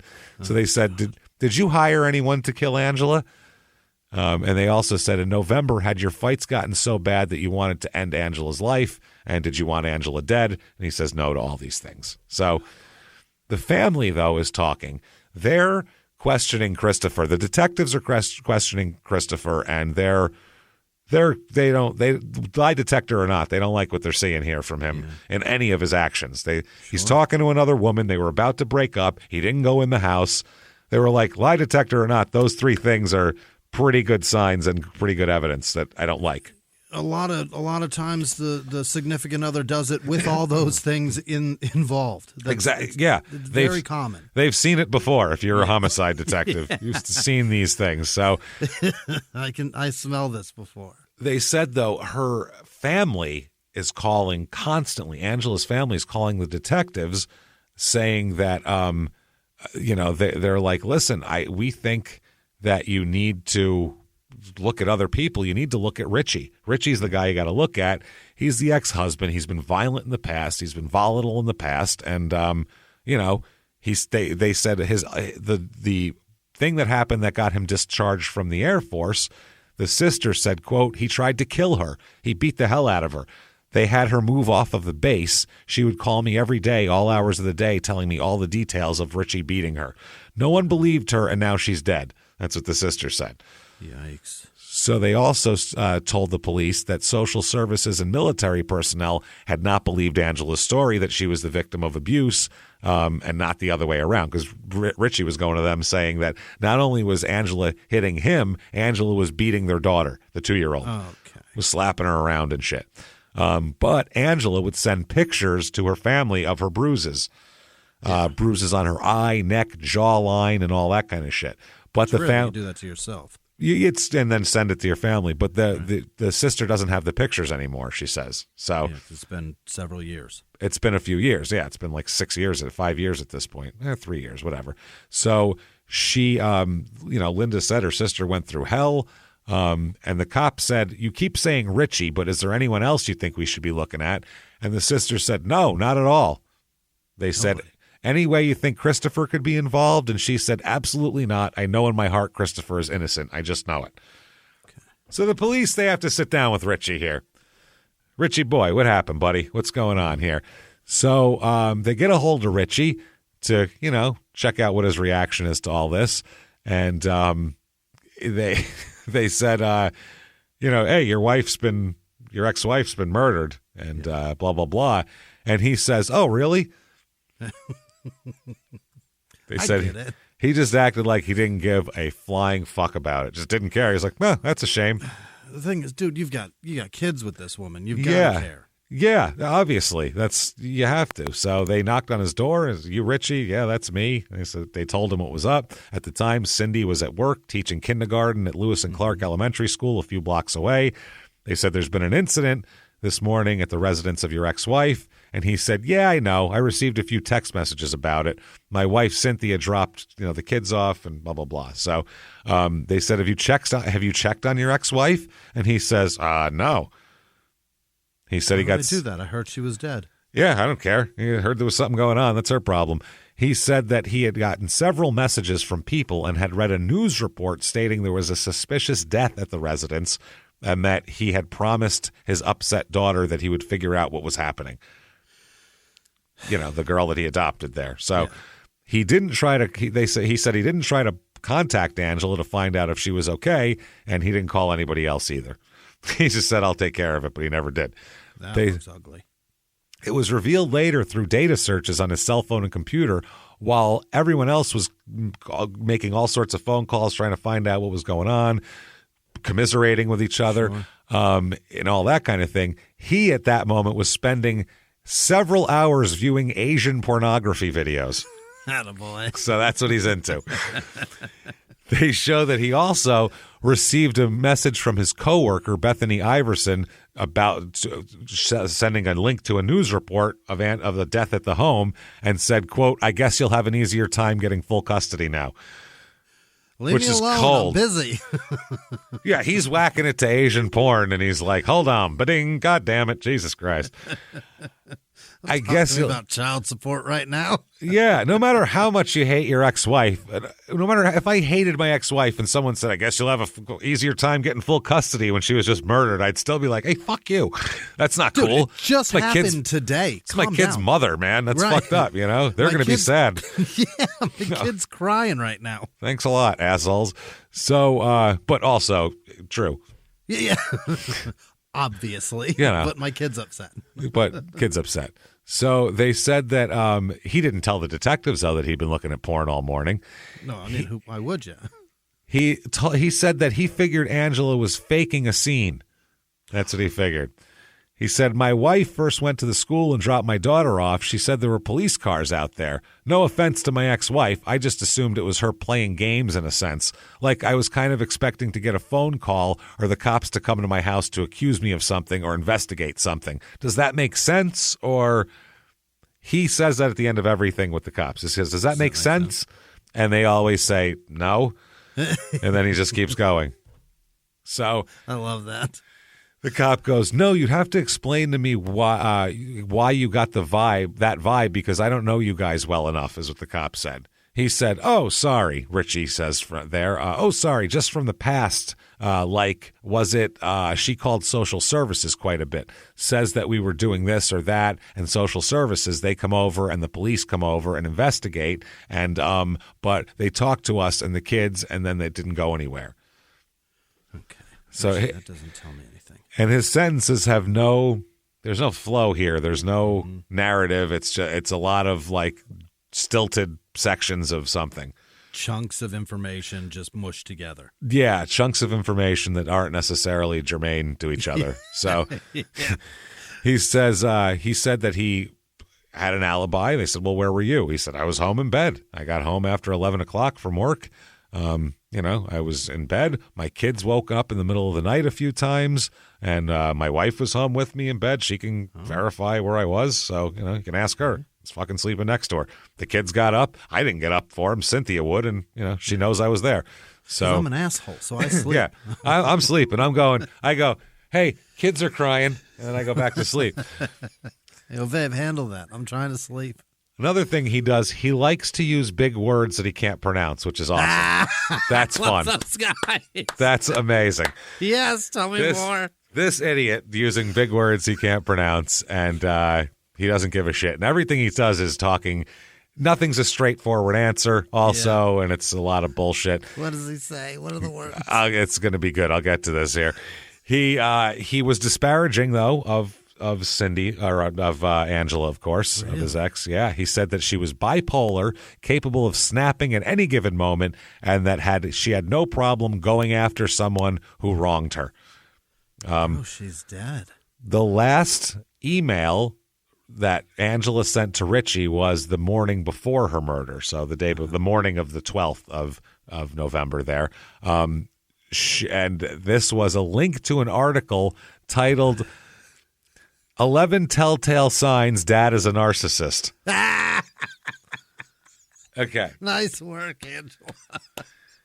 He tells the cops this as like, she's breaking my balls. He says, though, it's an article, 11 telltale signs dad is a narcissist. Because he doesn't know he called it a narcissist. She said I'm a rat. You hear it? A narcissist. I go, hey, I never ratted on nobody in my entire fucking life, pal, all right? I ain't no snitch on stool pigeon. Don't call me Ain't no that. stoolie. A narcissist. A narcissist, he tells her. A narcissist. Oh, that's wonderful. She sent me this BuzzFeed article about why I rat on people. I was like, bitch. You bitch, you don't know what you're talking about. He said, I read the article.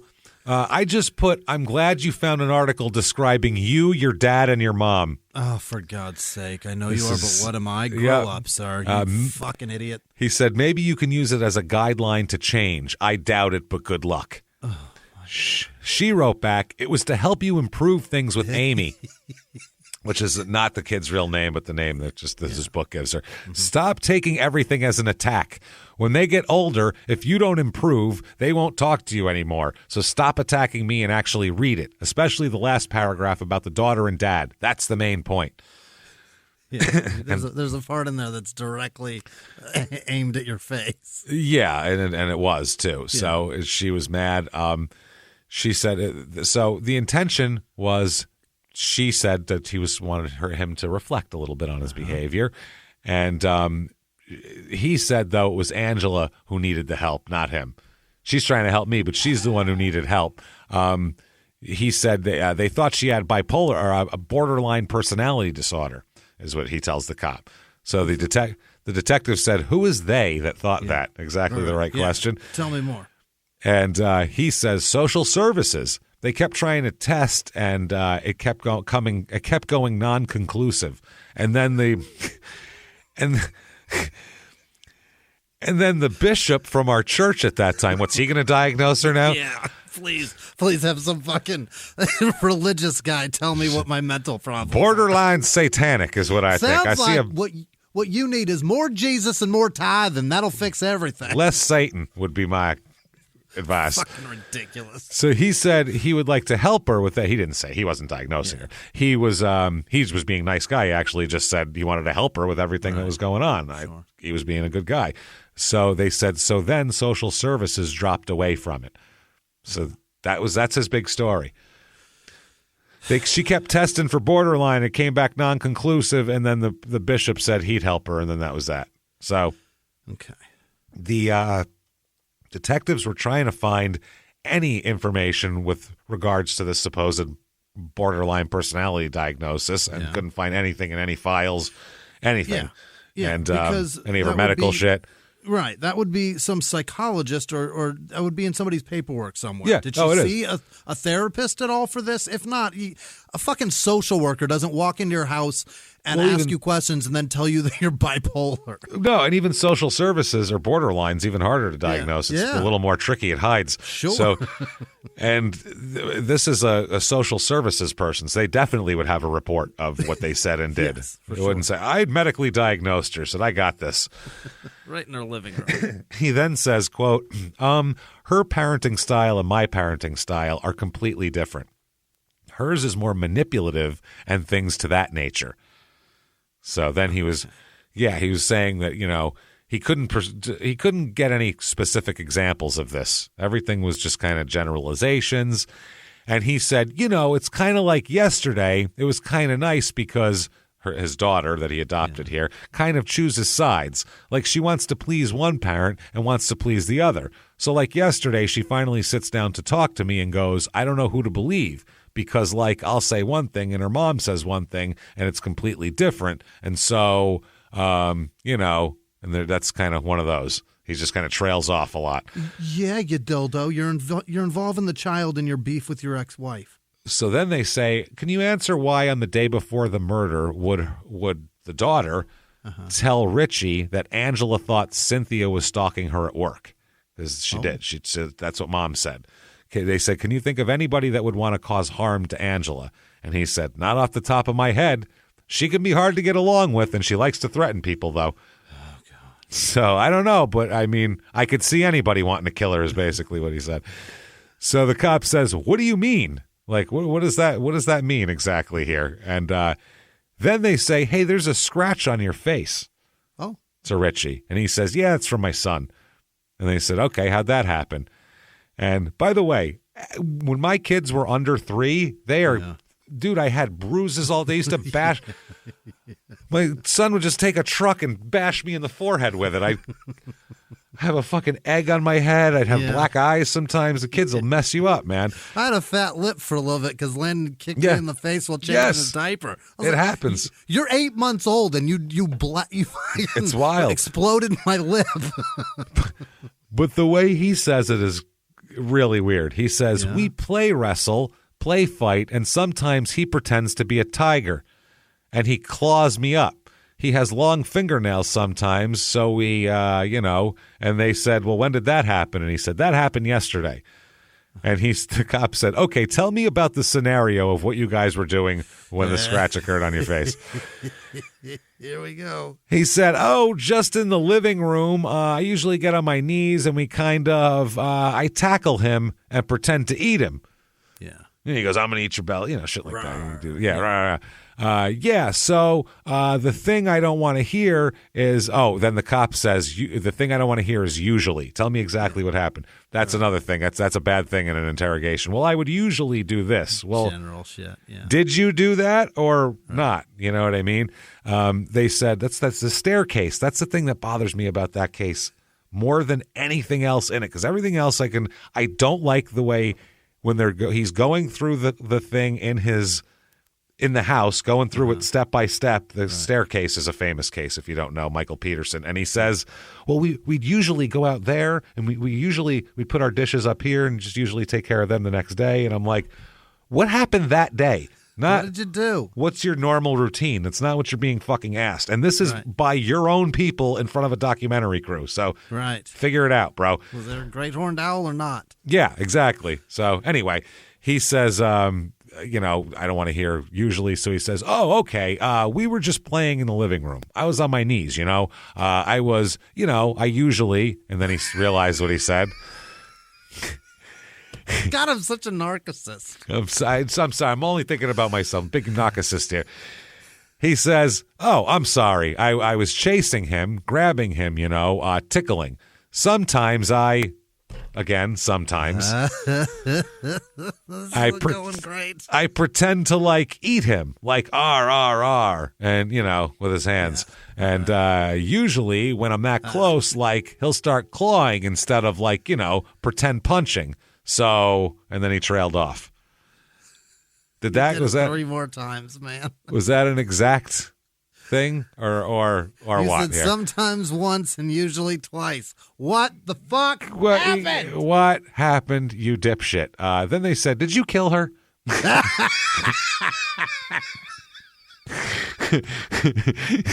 Did you? That's awesome. Did you kill her? Let me ask you a question. I'm going to ask you a crazy question right now. He said, no. Uh-huh. The cop said, no. And he said, no. He said, I'm 100% truthful. Okay. Thank you, OJ. So, they look at it, though. From 7 to 10, or 7 to 11, he was working. Mm-hmm. He said he left. He went straight home.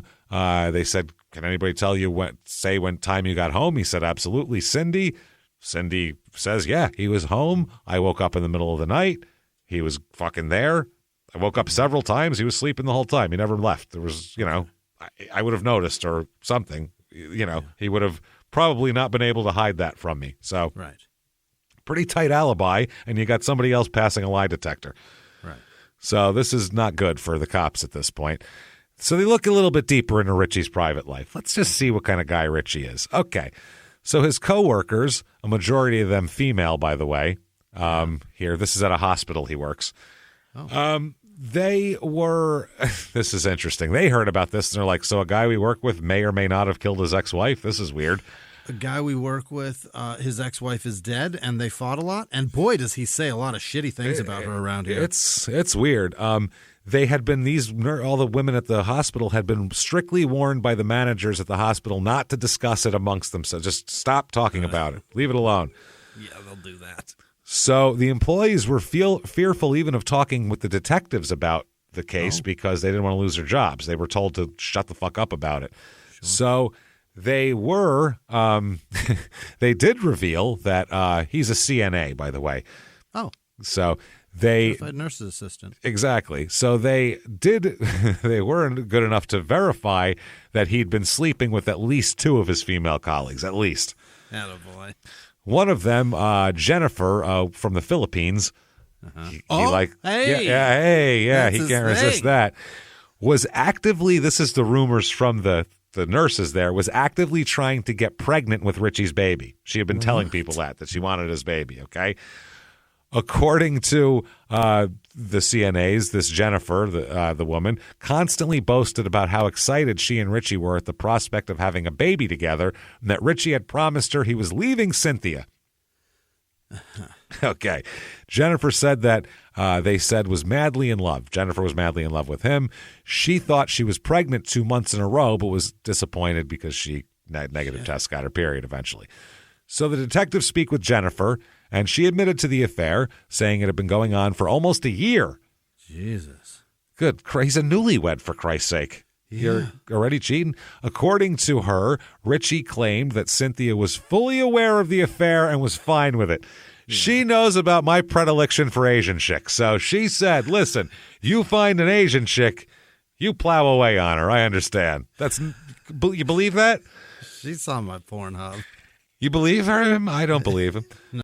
Calling all dog owners. Your furry friend deserves top-notch nourishment. And Ollie delivers the clean, fresh nutrition your dog needs in 5 flavors they'll absolutely flip over. Ollie is made in U.S. kitchens with ingredients carefully sourced from trusted growers and producers around the world, with absolutely no harmful fillers or preservatives. With protein-first recipes like fresh beef with sweet potatoes, fresh turkey with blueberries, or fresh lamb with cranberries, you might start thinking, dang, my dog eats better than I do. And that's probably true when it comes to Ollie. Give your pup a fresh start this new year by letting them taste test a personalized meal plan with Ollie. Head to ollie.com/Wondery. Tell them all about your dog and use code WONDERY to get 60% off your first box of meals when you subscribe today. Plus, they offer a clean bowl guarantee on the first box. So if you're not completely satisfied, you'll get your money back. That's OLLIE.com/Wondery and enter code WONDERY to get 60% off your first box. Start your dog's new year off right with Ollie. Start your dog's new year off right with Ollie. Creating really great retail experiences is tough, especially with multiple stores, teams of staff, fulfillment centers, separate workflows. It's a lot. But with Shopify Point of Sale, you can do it all without complexity. And let's face it, acquiring new customers is expensive. With Shopify POS, you can keep shoppers coming back with personalized experiences and first-party data that give marketing teams a competitive edge. In fact, it's proven, based on a report from EY, businesses on Shopify POS see real results, like 22% better total cost of ownership and benefits, equivalent to an 8.9% uplift in sales on average relative to the market set surveyed. Want more? Check out at shopify.com/Wondery. All lowercase, and learn how to create the best retail experiences without complexity. Shopify.com/Wondery. Fine with it. He told Jennifer, according to her, that he and Cynthia were better off as friends than spouses, and they were planning to divorce anyway.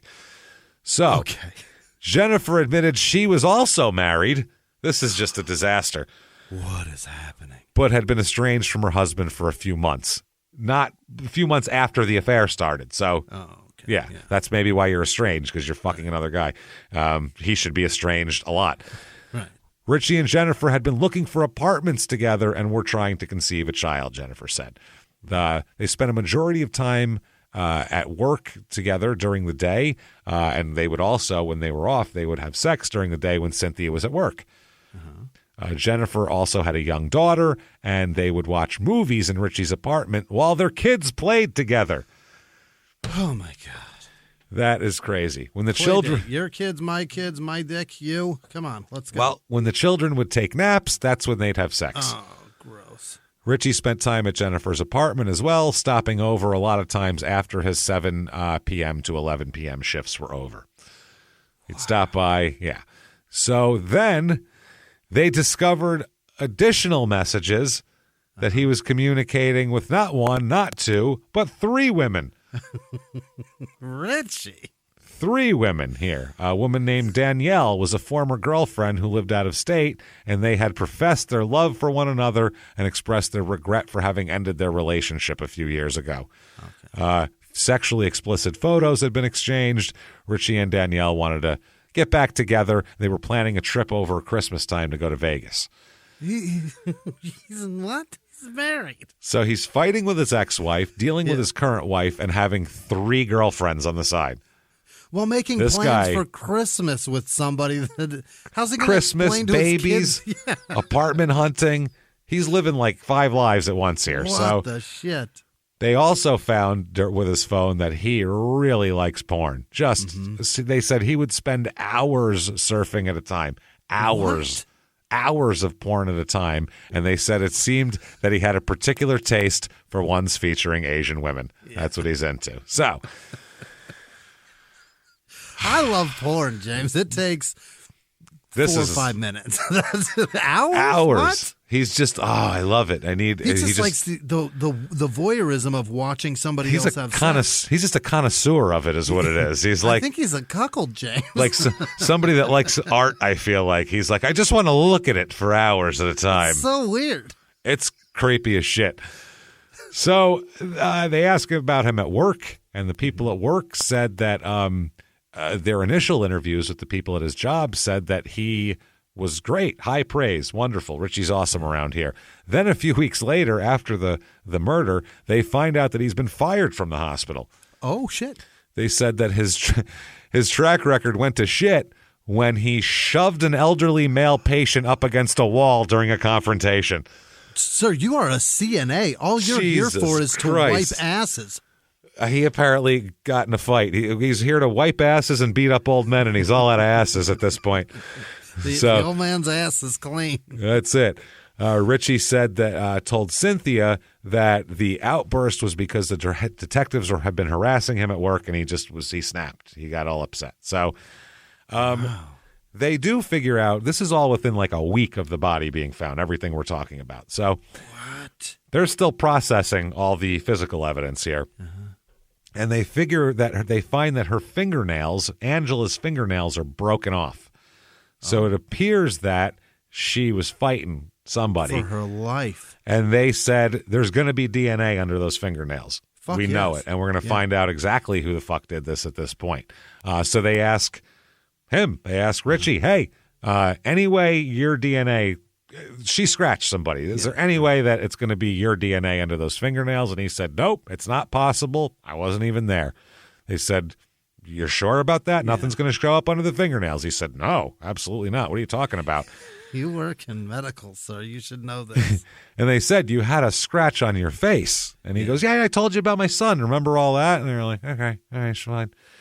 So they impound 2 cars, the police, to search theirs. Richie and Cynthia's here. Yeah. On one of them here, they find a small spot of something dark brown on the inside of the passenger side door.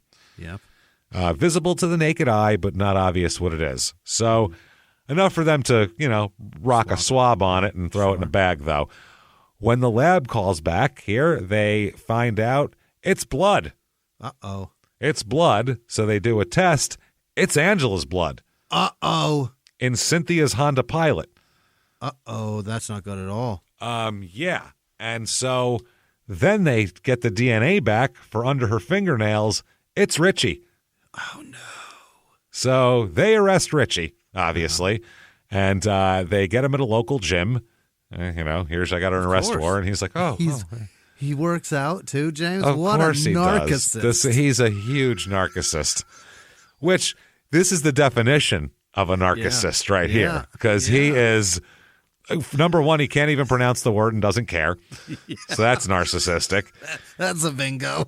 He's fucking 4 women while arguing with another. That's pretty narcissistic. He's gonna be the center of all of their lives. He's telling them at the same time. Very narcissistic. It's all narcissism.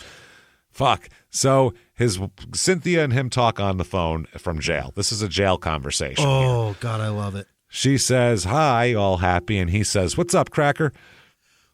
It's Alabama. They call each other. They're crackers down there. Yeah, It's even down south. Even the Atlanta Black Crackers, the baseball team, they were the Black Crackers. So he said, he's trying to be playful. And she says, do you for sure want us to try to get Schultz, or do you want us to try to get a different lawyer? We've been calling these places, and I guess none of them wanted to take his case. Nobody wanted it. I don't want anything to do with this shit. It looks bad. Once the DNA came in, it's bad. She said there's this one guy who seemed promising. She called his office, but he was gone for Christmas break. Richie said he heard good things, and it's good that you at least made initial contact. She said he's the one. Remember when I told you he called when I called him. He wanted $50,000 up front. I don't want to take a chance of not getting paid on this shit. Yep. And he said he doesn't take cases that he can't win. And he's gotten people off on this kind of case before. He said he got one dude off on 3 murder charges. He's really good. So is there that much DNA? Yeah. So Richie goes on to tell Cynthia he's pretty sure they're going to release me on bail here, and I'll probably be home for Christmas, which does not happen. He's not released on fucking bail. Why would he? Oh, yeah. I forgot what he is. I was going to say, why would he think that everything was going to be great for him? Gee, I wonder why. Yeah. So maybe he should have read that BuzzFeed article. No shit. He really should have taken it to heart, probably. Yeah. So Cynthia said, I want you to have the best lawyer possible. He says, well, so do I. Then she says, they searched my car the first time, so why did they need it a second time? Because, what they told me, I don't believe it for 1 second. I don't know if they told you the same thing, but Richie says they didn't tell me anything. She says, oh, well, I don't know if I should tell you or if it was a flat-out lie, what they said about my car. You want me to tell you? Yes. Just fucking tell me already. You could have just said it by now. So she said, they said the red substance was DNA, hers. And Richie said, that's crazy. She never even rode in our car. So, right. Yeah. So, don't say, why would you say that? That's crazy. She never even rode. Exactly. That the cops are like, okay. That's recorded. So, oh, God damn it. After the holiday, he tells the cops, I'd like to talk again. Mm-hmm. I got some stuff to tell you. So they're like, like to see what this guy's got to say. Sure. Tell us everything. So far, DNA match, not going well for you, Chief. DNA match to a woman who's dead in your blood car, in her car. With a recording saying she's never been in there. She's never been in the car.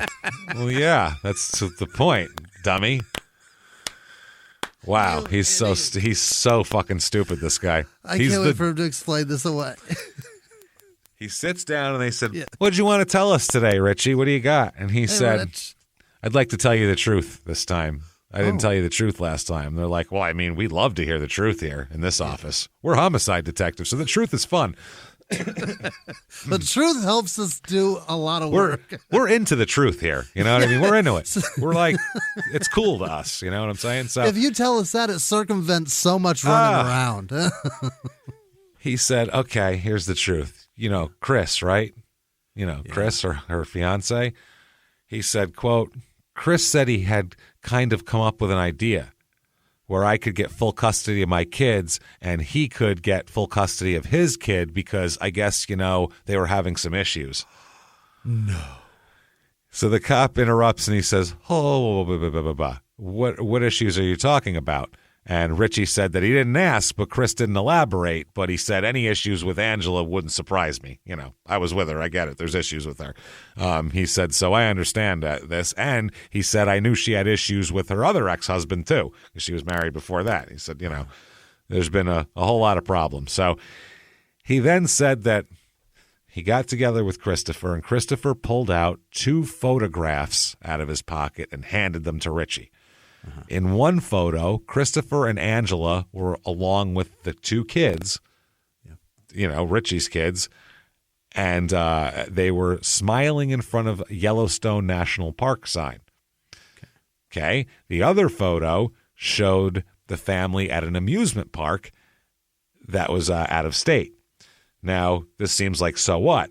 The divorce decree said that they are not allowed to take the kids out of state without the other person's written permission. Right. So he said, here's proof that she's taken the kids out of state. He said that Christopher approached with pictures.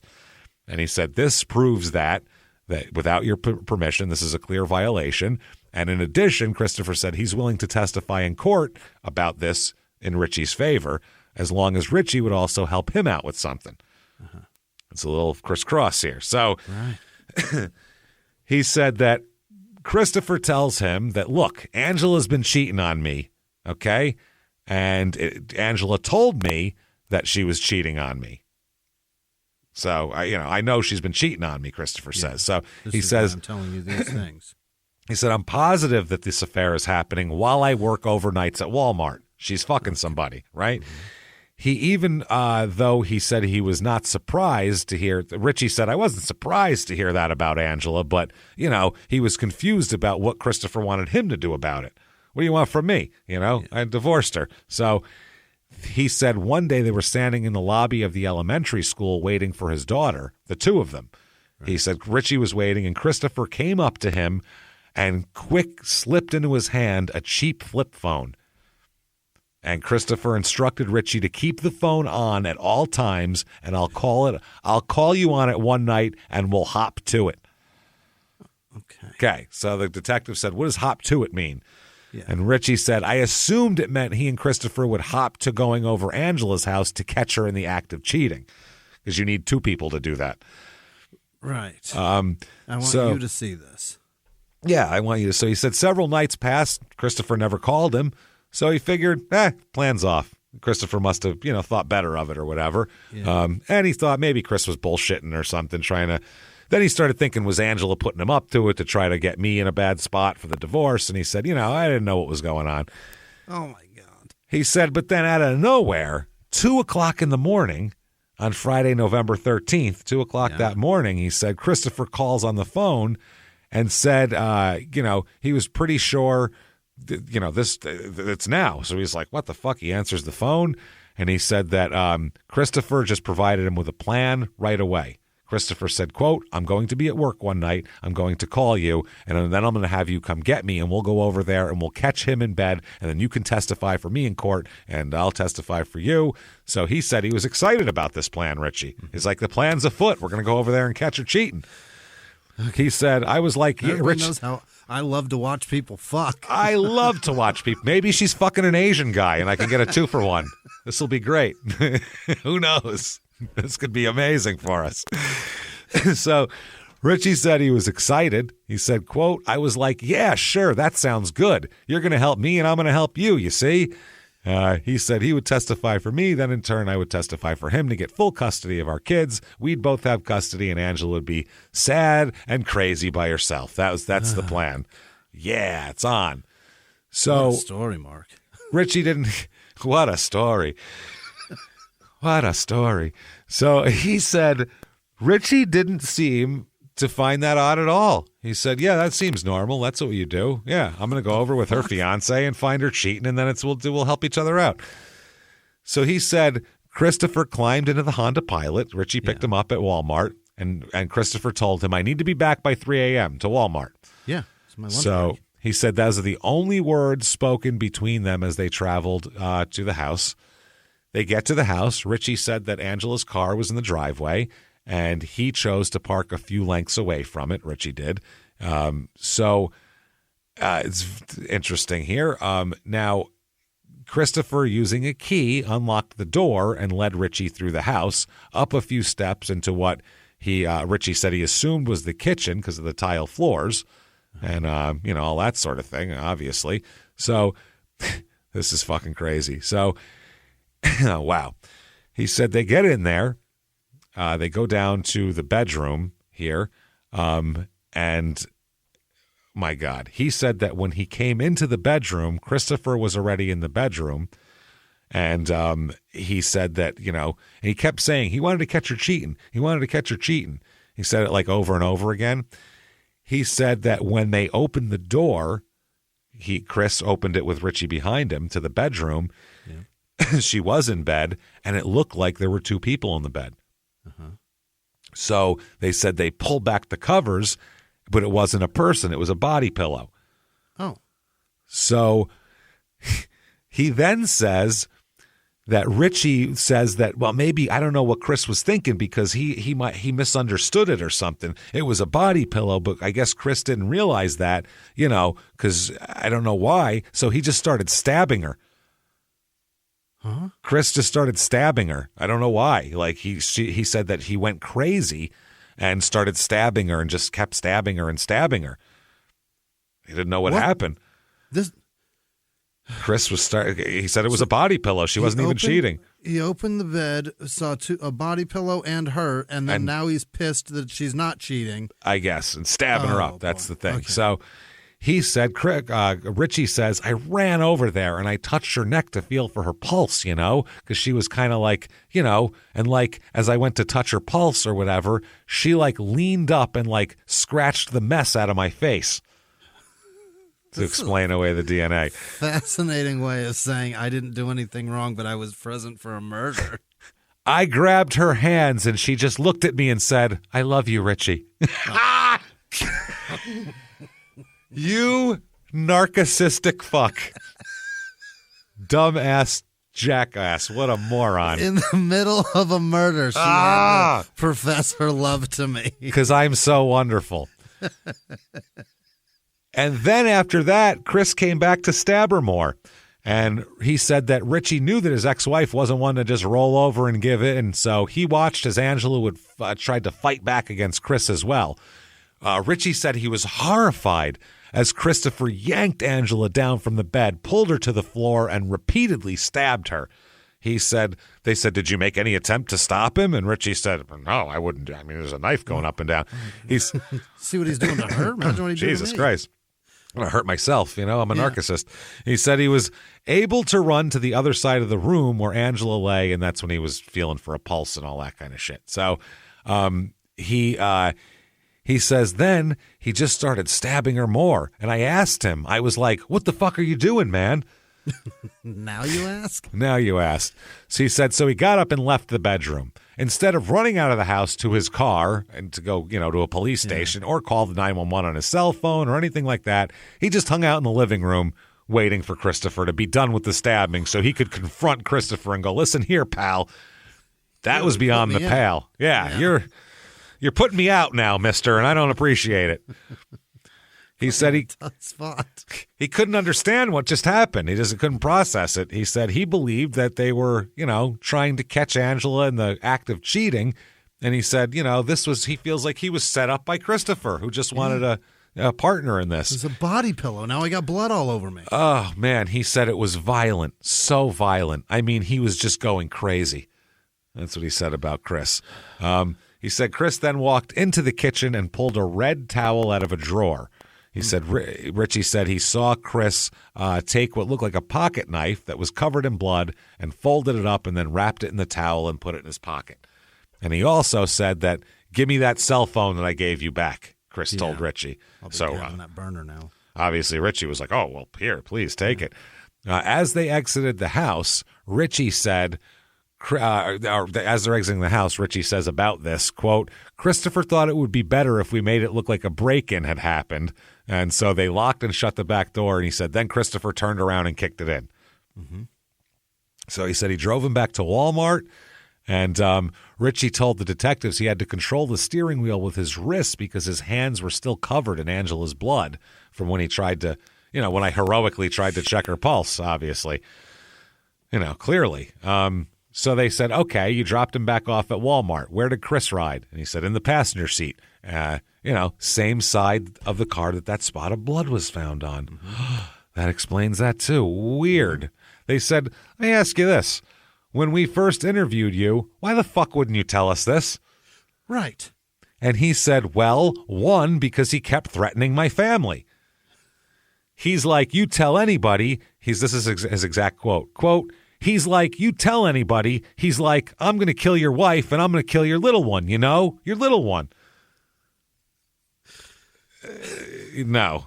No, you tell anybody and he'll go to prison. You're fine. So the cops are like, it could have happened. I mean, it's not unlikely, but let's go ahead. Fascinating story. You know how we could check this? Every square inch of a Walmart in 2015 is on camera. Sure is. Let's see if we can find Chris here. Well, the cameras everywhere. They spend an entire night watching a Walmart camera feed, the cops. Fun.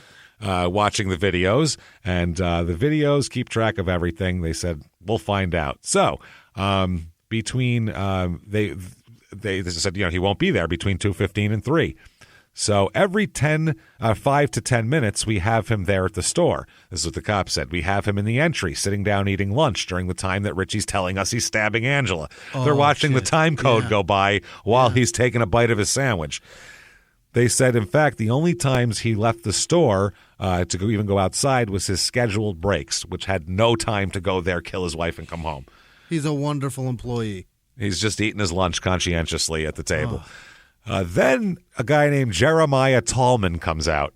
Okay. He's in county jail all the time. Oh, shit. And he's in county jail now because he violated a mutual restraining order with him and his wife had against each other. Does anybody get along in this fucking town? No, it's all very angry people who have restraining order. I'd like to know the restraining order per capita in this town because I know it's a small population, but I feel like the per capita is high, right? Not a happy relationship amongst them. Most people, it's like 2.3 children's the average. Here, it's 2.3 restraining orders per couple they have. It's interesting. We just fight with each other until fucking Eric Church comes back next year. That's it. We're getting Jelly Roll again in the fall, so that'll be fun. So, while in jail, he is roomed up with Richie Wilder here. So let's talk to Richie. And then after that, Tallman comes and talks to detectives. He explains that Richie had initially probed Tallman when he came in to hear if he had heard anything about his case while he was on the outside. Yeah. Any news from Freedom? And what's the report? Yeah, what's the report? He said, I think I saw a quick news headline when I was scrolling through Facebook, but I didn't really pay attention to it because I don't fucking know you till now. He said he never met or heard of anybody, so he didn't have much interest in the case, Tallman. So, wow. They said he eventually gave him some information. He said, this is Tallman, he told me the route he took to get there, where he parked the car, how he entered the house. I mean, just about everything important from front to back, He told me he took the bypass down to the 4th, then up 16th, which is apparently where Angela lived. He said he parked by the church, went in the back door, or parked by the church, then went over to her house, went in the back door, stabbed the hell out of her, drove up 16th, chucked the knife at the top of the hill, and went back home. Said he ditched his clothes in a dumpster by his apartment. So they said that this seems awfully, like, that was exactly what he said. That was his quote. So they were like, you really cruised right by, stabbed the hell out of his ex-wife. Right. That's a big one. But I do like the pitch to the knife. We'll be at the top of the hill. Yeah, it's up there. They said, did he tell you why he killed her? And Tallman said, he didn't say specifically, this is the reason I did it. But over the course of talking to him for several days, he'd revealed what he was mad about. He said, I guess they'd had an ongoing custody dispute. He believed that either she had abused the children or she had allowed the children to be abused or something. So they said, well, why the hell would he confess to you? Then they figured out that Tallman revealed to him that he'd been charged with murder in 2010. His trial went to trial in 2011, but he got acquitted when his lawyer proved that Tallman had acted in self-defense. So Richie was basically, they said, Richie's not going to be outdone by somebody. Right. You killed somebody, guess what I did? I did all of this. So he wanted to share his own what's your story. Lawyer's number? That's the other thing. He said, how do you get off of a murder charge? This is what my deal is. Yeah. And also Tallman was giving him basic pointers on just how to navigate the prison system and the judicial system and all that sort of thing. So they're going to take Richie to trial, obviously. Oh, for sure. So the prosecutor says, I felt like I had a very strong case. My strategy was to present the crime scene and physical evidence, and pretty much can just drop the mic and walk away at that point. So they do that. Christopher Jackson, his whole story, though, and his lawyer's story, Richie's lawyer's story is Christopher Jackson did it at first, but then with the DNA, you can't say that. So they talked about the prosecutor said all the rabbit holes Richie led the detectives down. He said they kept following up, though. They kept following up, and they eventually figured out that his stories were stupid. They said when Richie had described for detectives how Christopher Jackson had murdered Angela, he had really been providing them with a true account of what he had done. Right. Yep. They said the only person who had actually been wielding a knife was Richie. So the defense in their closing says that, yes, it's true, Christopher Jackson isn't the one who murdered Angela. You're right. That couldn't have happened. But they said, listen, Christopher had somehow been involved. That's the thing.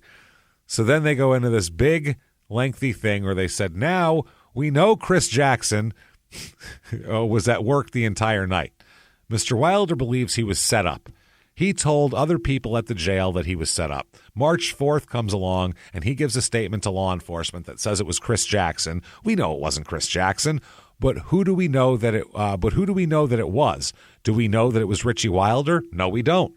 He was trying, and you can make this determination yourself, he was trying during his statement on March 4th to deflect off to Mr. Jackson to get more investigation done to see if Mr. Jackson had some involvement in whoever did kill Angela. So he was investigating. Yes, he said, I'll put myself in it if that's what it takes for you to go down the right path. He was just leaving breadcrumb trails for these detectives so they could figure it out, obviously. Yeah. So that is insane. They also they described how Chris has had a rocky relationship, and they squabbled over whether or not a baby she was carrying was his. When she first got pregnant, because she was only there for a minute, it was his kid. They said that she was openly flaunting being with another man, which we never found out who that was. What? Yeah, so they said he also reminded the jury that if they had a reasonable doubt, they had to find him not guilty. He said, I asked you at the beginning of this trial if you had reasonable doubt as to who killed Angela Wilder, you would have to find Richie Wilder not guilty. I think there's reasonable doubt here. So the jury takes 45 minutes to decide. Fuck, that's fast. Yes, and they said the verdict here, he is guilty of murder, obviously. Obviously. 6 men and 6 women, and Angela's family was very happy. Sentencing comes up, and the judge, not too lenient on him after all this and a trial. You, sir, may fuck off, life without parole. Fuck forever. Life without. Cindy, his wife, is in the courtroom. She obviously starts crying, runs out of the room. She said, what about her, by the way, fucking signing off for him? You know what I'm saying? He was there all night. No, he wasn't. Oh, hold the phone, Jimmy. Okay. This case ain't over yet. Oh, thank God. We're not going appeal. He's still in jail. No. This is going to be lightning from top to bottom here. Okay. There's a lot more coming here. Right. She said he's a good man, he's a good husband, he would never do anything to hurt his kids. None of it makes any sense to me at all. I know that I was home that night. I got up on a couple of occasions with my kids, and when I got up, he was at home. That's all I know. Baby. I guess he could have left while while I was asleep, but damn it, that would have been risky because the kids could wake up at any time. Yeah. But now he's in prison, life without parole. Cindy has to try to move on with her life. You know what I mean? It's not easy. It's not easy. Her sister Abby is trying to help her. She moves up there to help take care of the kids and that sort of shit. So her sister said, I felt like she needed me as a sister and needed the support. I've been a single mom for years. I know how hard it is to do it on your own. So I felt like I was going to do what I could to help her bear the burden and figure things out. Cindy goes back to her teaching job. And, she's doing a lot of substitute teaching, trying to wait for a full position to open up. Who's going to hire that? Yeah, she's got a lot of baggage around her, just the whole thing. Yeah. So she said, though, her sister said she felt lonely. Yeah. She said, I saw that she was struggling and needed some help, trying to figure out the whole single parent thing. Obviously. She said, I had to ask her a few times, are you sure? Are you sure he was home that night? Like, the sister even was doing that. She said, though, she always said, yes, he never left the house. I woke up 3 times or whatever, however many times. He was always out cold, snoring, in REM sleep, for Christ's sake. So, oh, dear. Whatever. That's it. She said she just watched her sister get more sad and lonely and looking for someone to talk to. And that's when she reunites with an old friend of hers. Yeah. Guy named Matt Walters. Is an Thanks, Facebook. Thanks, Facebook. Well, yeah. Just she wanted someone to talk to. Yeah. This was a bartender that she once used to hang out with at some bar in Minot. Yeah. So they met before her marriage, and she said that they'd hang out on slow nights and sit there and do shots together and have some in-depth conversations, drunk shit. 7 inches deep or so. Well, that's what I like to tell the ladies anyway, but, It's more like 5, but so don't tell. he said that she said that they since then, they felt this connection. And so there was like a nice connection between them. And oh, boy. Yeah, they lost track of each other once Cindy got married and had a baby and all that shit. But she ended up finding him on Facebook. Yeah, of course she did. She said, I suppose you've heard. And he said, heard what? And so she sent a link to an article about her husband getting life without parole. So block. Yeah. So, Matt and some of the friends took Cindy out for some drinks, and they all talked about Richie's arrest and all that kind of shit. She insisted to the whole group that he was with her all night. He never left. And that's it. And Matt said all he ever told her was, I hope that's true, because if it wasn't true and you testify to that in court, you could end up in prison. You could get perjury charges. So Matt knew a little bit here. Matt had done a year in prison himself for burglary before he turned his life around. Okay. So they said Matt was a shoulder to cry on, and that's how it works. Matt ends up moving to Denver. He moved away, and they chat online. And then one day, they were talking about shit, and Cindy, this is Matt. Matt says, quote, we were talking about how Richie got caught and how he's going to prison. And I said, well, a knife's kind of a stupid way to do something like that. And she said, well, the knife was backup. It was supposed to be a gun. Oh, God. And my response was, wow. She wasn't the innocent bystander. She wasn't the innocent bystander, and the right thing to do is to let the proper people know. So Matt calls the police. He is the stool pigeon. He's a fucking stool pigeon. He called the Minot police, who they were done with this case. Life without fucking Cindy, whatever. Who cares? I'm sure she wasn't involved. It's fine. She's trying to cover for her husband. Whatever. We get it. Yeah, he calls and gives his information, and he said he had information on the Angela Wilder homicide, and they arranged for a place to talk to the detective and all that. They said he seemed very credible, and he was somebody he just kept saying he had this bad gut conversation or feeling from these conversations that Cindy was involved. So he said, you should look into her. So the detectives they enlist him as an official confidential informant. He is given the name CI 17001. Okay. And confidential informant 1701. He said, quote, it was kind of cool. It was kind of like what you see on TV. That's what Matt said. He thought it was cool. I'm a burglar. This felt great. This is fun. She said they asked him if he'd be willing to come up and wear a wire. And he said, wow, it's so weird. I'm going to wear a wire? This is fucking crazy. Just what like the hell? 7. This is so cool. So he said he ended up telling Cindy that he got laid off from work in Denver and he's going to come back to Minot to see some friends, and asked her if she wanted to hang out. She said, hell yeah. So they were worried about setting up. First, they were going to set up a secret meeting in a hotel. In his hotel room. But he said, I got a girl in Denver, and there's only one reason you go to hotels.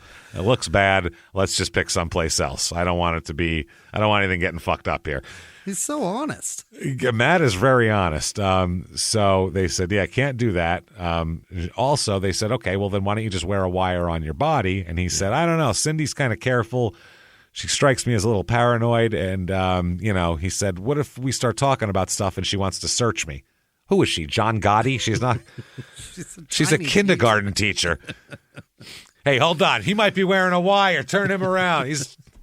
Open your chest and spin it around. Have four little kids come pat him down. It's their little gang.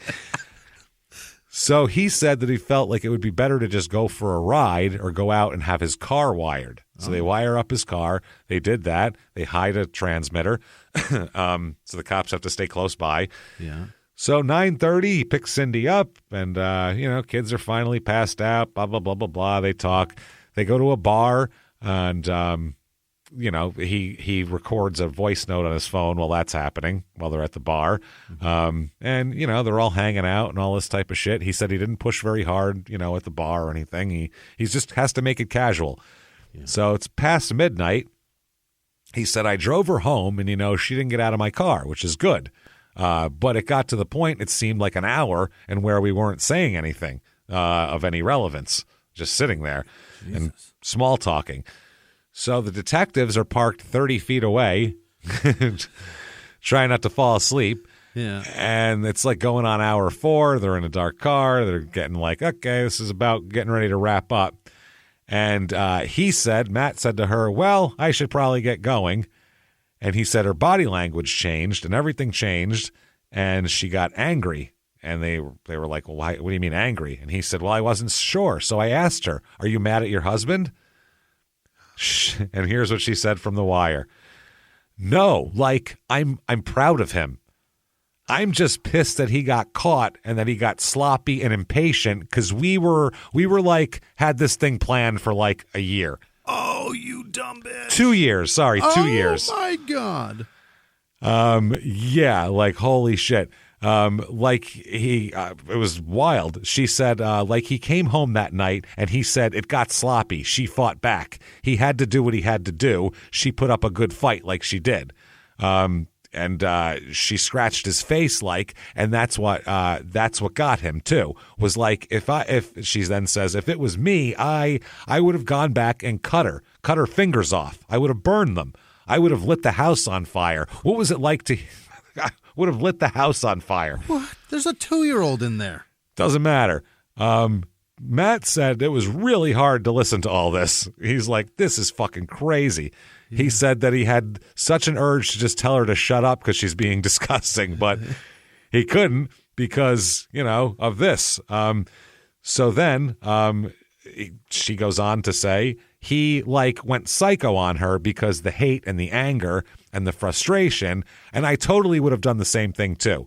I know, like I said before, a knife is a stupid way to kill somebody, and she said he had a gun that was supposed to be untraceable. They had a gun planned for all this. And every time he took it, it kept jamming. And I guess that night it was old. She then said, I helped him clean up. He left again to dispose of the clothing and the weapon and everything. And I thought we were in the clear. Holy fucking shit. Thought we were in the clear. What an asshole. It's fucking wild. So she said, I helped him. I would leave. She then says that the time Angela was saying that she was worried about being watched all the time, she was being watched. Yeah. Cynthia said, I would help him. I would leave. When he worked nights, I would leave the house at midnight and sit outside her house in my vehicle, seeing who came into the house. When her boyfriend left, where she, when she, we had this planned out, and he screwed it up because he didn't clean the car good enough. 1 spot of blood in my car. So. And 30 feet, cops 30 feet away right now. She's fucked. They're so dancing fucked. in their seats. Oh, my God. So they wait a couple days, and they go. She's substituting, teaching a 3rd grade class that day. Oh, shit. And they go to school, and they pulled her into a private office, and they go, hey, we have a warrant for your arrest for homicide, so you might want to wrap up. Tape for you. Let's wrap up the spelling here, and we're going to take you on in. So they said she didn't really respond. She didn't cry. She didn't make any statements. Her sister, Abby, said, I felt betrayed because I'd felt sorry for her. And as a sister, I wanted to help her. And then to find out it was like a big lie and that I was betrayed and deceived. It was terrible. Yeah. Yeah, she could have told her sister. it. I don't think her sister would have told on her. So, wow. She said this in her defense. This is in an interview in county jail, okay? They said, well, you said all this shit to Matt on tape, and she said, quote, I mean, I'm lonely, and I was trying to see if there could be any sort of relationship. When I'm looking to start a new relationship with someone, I like to brag about participating in a murder. If that doesn't hook them, nothing will. You know what I mean? I like to really be vulnerable and expose myself, and I like to just give bullshit. She said, and I was kind of, trying to impress him. I wanted to wow his socks off. The reporter said, you said you were trying to impress him, did you just say? Yeah. And she said, yeah, because I know he has a criminal history too, so I thought, that would be kind of like our connection, our like common thing. He's not a murderer. I wanted to Bonnie and Clyde this guy. Holy shit. The reporter said, so you said I did all these terrible things when you didn't really do them? And Cindy said, I mean, a handful of the things in the conversation are somewhat true, but for the most part, it's false and extremely exaggerated. The true parts are the fact that I knew about it after it happened. That's it. So they said, you hid the part that you knew about it? And she said, right. I didn't want to get arrested. I didn't want to lose my kids. I didn't want to lose my job, obviously. Mm-hmm. Holy shit. So Cindy goes to court. She's got to go to court. She's arrested. She's charged with murder. I mean, it's murder. So the prosecutors offer her a deal. And this was, you spend 25 years in prison and you're good. 25 and you're going to get parole, basically. You'll get off on your life? 25 to 25. 25. 25 do 25 and you're good. Okay. Now she's like 25 years old at this point. Yeah. So you get out, you resume your life. She said, no thanks. I'm going to do it my own way. Who's smart. The narcissist now? Dude, these two are a great couple, I'm telling you. What the fuck? She decided she wanted to take an Alford plea, meaning you plead guilty, but not because you did it, just because a jury is likely to find you guilty. That's what it is. I say I'm innocent, but I feel like there's evidence that would likely find me guilty. So that way, she believed in her mind that the judge would impose a lighter penalty because she's not admitting that she did anything. Right. They don't know she doesn't know how judges work very well. Right. A judge is going to be pissed at you for this. Yes. So both the prosecutor and the defense had asked for 10 years, like 10-year minimum. Give her 10. You know what I'm saying? So the judge, though, has something else to say. The judge says, quote, you were because it's up to the judge, because it's a plea. You were the one person who could have stopped this nightmare. You were the one person who could have intervened, who could have called law enforcement when Richie Wilder left your home. You were the one person who could have spared Angela Wilder's life. You chose not to do so. I am hereby remanding you to a North Dakota Department of Corrections and Rehabilitation as to the count of conspiracy, blah, blah, blah. Then he says to her, your actions are the ultimate form of child abuse. Oh, God. You, ma'am, may fuck off. Life without parole. Oh, fuck. I wish I'd have seen her face. Yeah. Huh? What? But I thought that what had happened was was that a different language? You were supposed to say 10 years, 10. Sir. Oh, shit. Did you get somebody else's sentence? What just happened? Are you related to Angela or something? Like, this is fucked up. No. I said I did it. Oh, and I said no. Fuck. Okay. So, Life without. Could have had 25 and out. Angela's sister, they said, what do you think about it? She said, quote, she's a horrible person. She's exactly where she needs to be. And I'm so thankful that the judge saw her for the individual that she is, the monster that she is. Holy shit. Yeah. 2008, Cindy appeals and it fails miserably. Or 2018, Cindy appeals and it fails because she's got nothing to appeal on because she fucking pled. Yeah. What do you want? So not a lot to appeal. Dateline also does an episode in 2018 as well. Yeah, it was on Dateline. 2021 comes around. Yeah. Cindy now wants to withdraw her plea. She goes, you know what? I thought about it. I know it's been 3-4 years, but I could be 21, 4 down, 21 to go, and it's not like that. So you know what? Let's do something else. Can I talk to Matt? Oh, man. This is wild. So she claims that she wants to withdraw her plea because she just was exaggerating to her old friend. She said, quote, I said a lot of things to a lot of people. That doesn't mean they're true.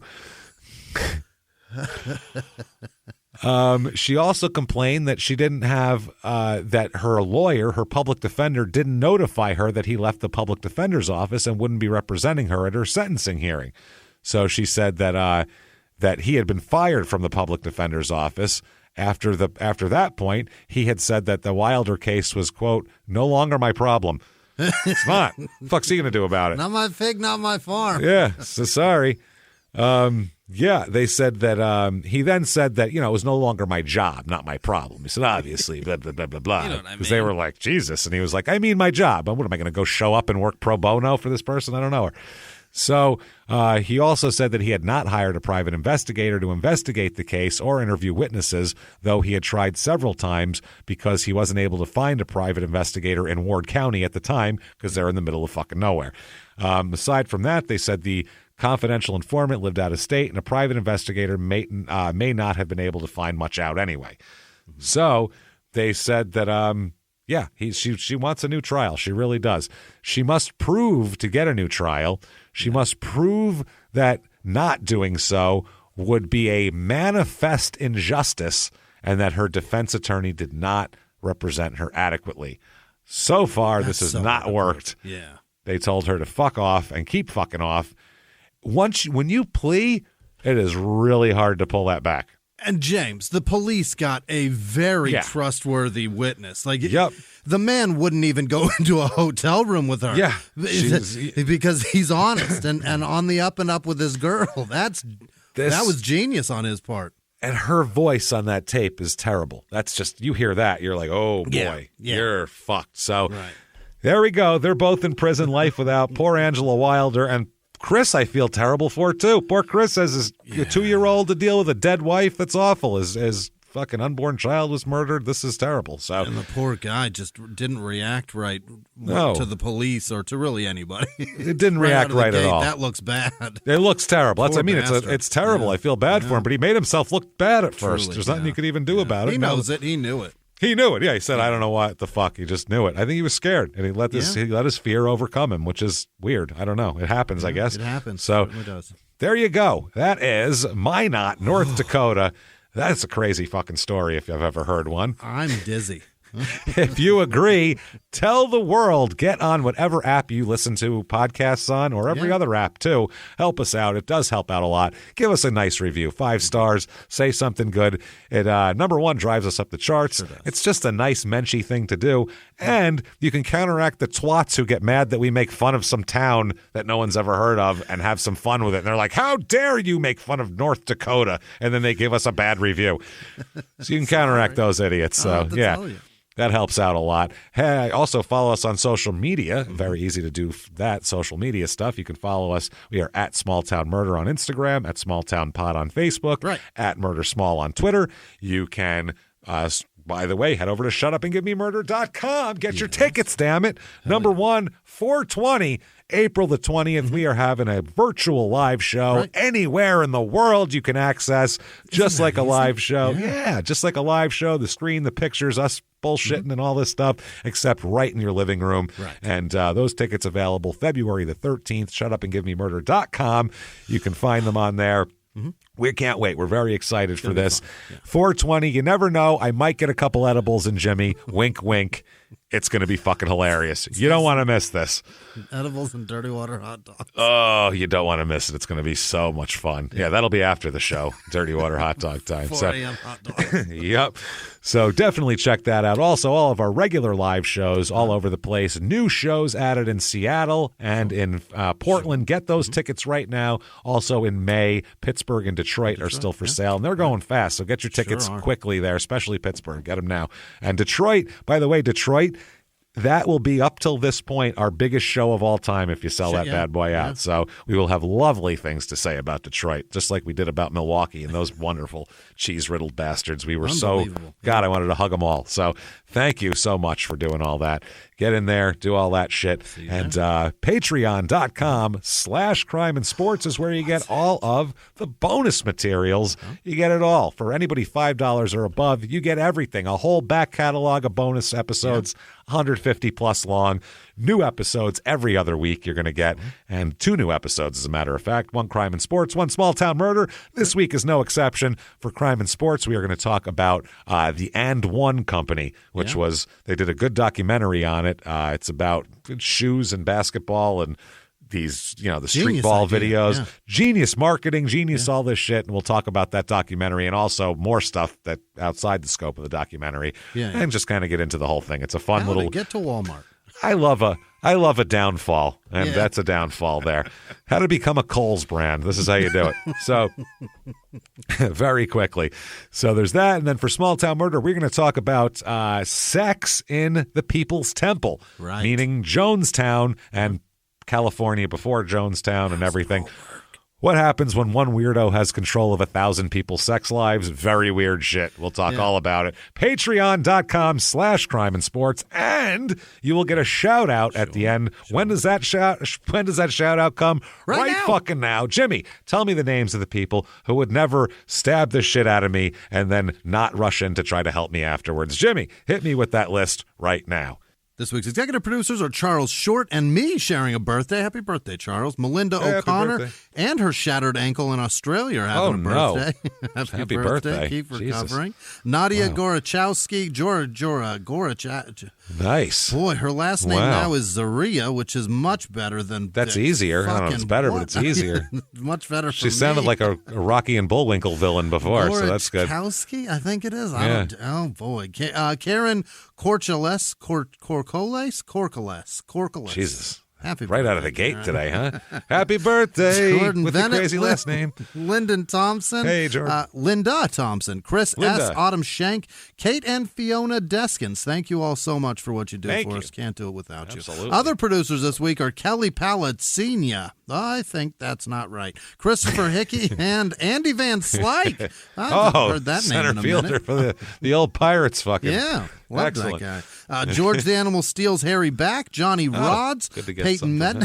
Well, all sorts of old wrestlers coming out of the woodwork today. The unpredictable. You know who it is. Yeah, the unpredictable Johnny Rods. He never Rods. stops. I love it. Peyton Meadows, Alan Hunkin, Bill McClellan, Craig Neal, Corporal Carl Kirshner, Christopher. Like General McClellan? No. Yes. No. Yes. Okay. Bill McClellan. Christopher Almodovar. I know that name because of that newscaster. That poor bastard. He fucking made it sound so poetic, though. I forget his first name, but I know Almodovar. I do know. Oh, fuck. What was? God damn it. I don't remember. It's a wonderful first name, too. Janice Hill, Matthew Burleson, Doug McCoon, Powell Lewandowski? That's got to be Paul, right? Pawel? That's asking Paul, me this? Right? I don't fucking know. You're the one that wrote it down. I have no idea. Gabe Wildbrenner. Jennifer Rooks, Joyce Brand, Melanie Lillis, or Eilis? I think it's Lillis. Justin Hoford, Christian Noyes, Deborah Pape, Tess Tickle. Are you proud of yourself? I know what that is. I know what testicles are. No, I've heard of testicles before.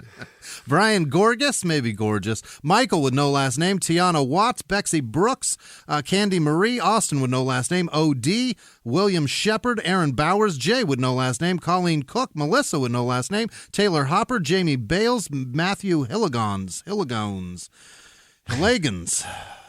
Yontz, Catherine Keegan, Ren with no last name. Michael Breedick. What? There's a J and a K. You can't pronounce that. Jason Pickering. Melinda O'Connor, Tim Van Ryzen, Dan Greenwood, Andrea Popa maybe, Lisa Wilson, Billy Meltazos.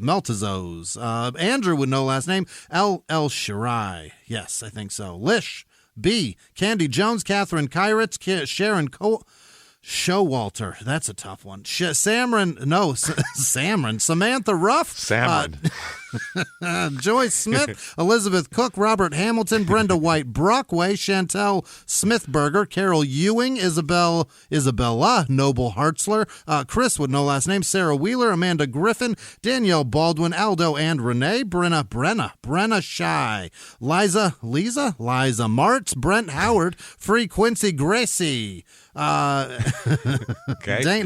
Dana Place, Nicole Bonnie, Shelley Ewan, Chuck.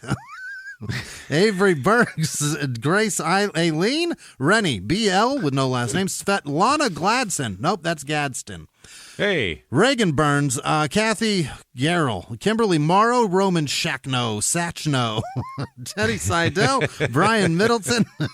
I do it with like a fucking karate. Hiya! I'm not going to get it. Brian Middleton, Karen Lahore, Melantha Morgan, Sydney Edelman, Don Lepapaparo.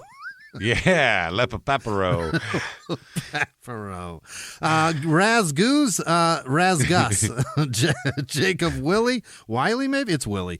Chad Barrett, Mike Niperolio, Mike Nerfy. Look at you lower it, Niperolio. You get like down low and you're going to try to get something. Hiya. Marie Mayan. You bent down to pick up a couple of letters. That's what it sounds like. I dropped those. Oh, I dropped some vowels here. Hold on a sec. Nipperolio. Marie Mengal. Stacy Ritzma. Rachel Schmitz. Marina Arachudo. What is this? Araujo. Araja. I have no idea even what letters might be in this name.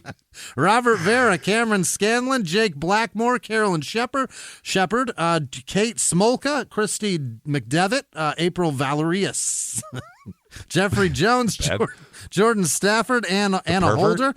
What is it? Jeffrey Jones, the guy Ferris Bueller guy who got busted for child porn? Yes. Well, I guess thanks. Just pervert thrown in there. It's fantastic. You're good in Howard the Duck, I suppose. I don't know what else to tell you. Deadwood, very good. Pretty great in Deadwood. Very, very. Don't diddle anybody, please. And was that post allegations? It was, I think. Oh yes, it was. Anna Holder. Oh no, before.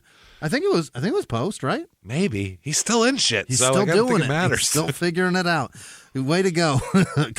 Kyle Grace Mills, Jai Vaughn, Jay, I think it's Jay maybe, Rachel with no last name, Ashley Smith, Joe Onema, Michael Samsel, Christy Carruthers Lindow maybe, Douglas Moore, Emily Schwartz, Leland Waite, Linda Stesikal, Kirsten Howe, or maybe Ho, Alana Shrine, Ben Ralston, Thomas Hicks, Taylor Black, Juviter.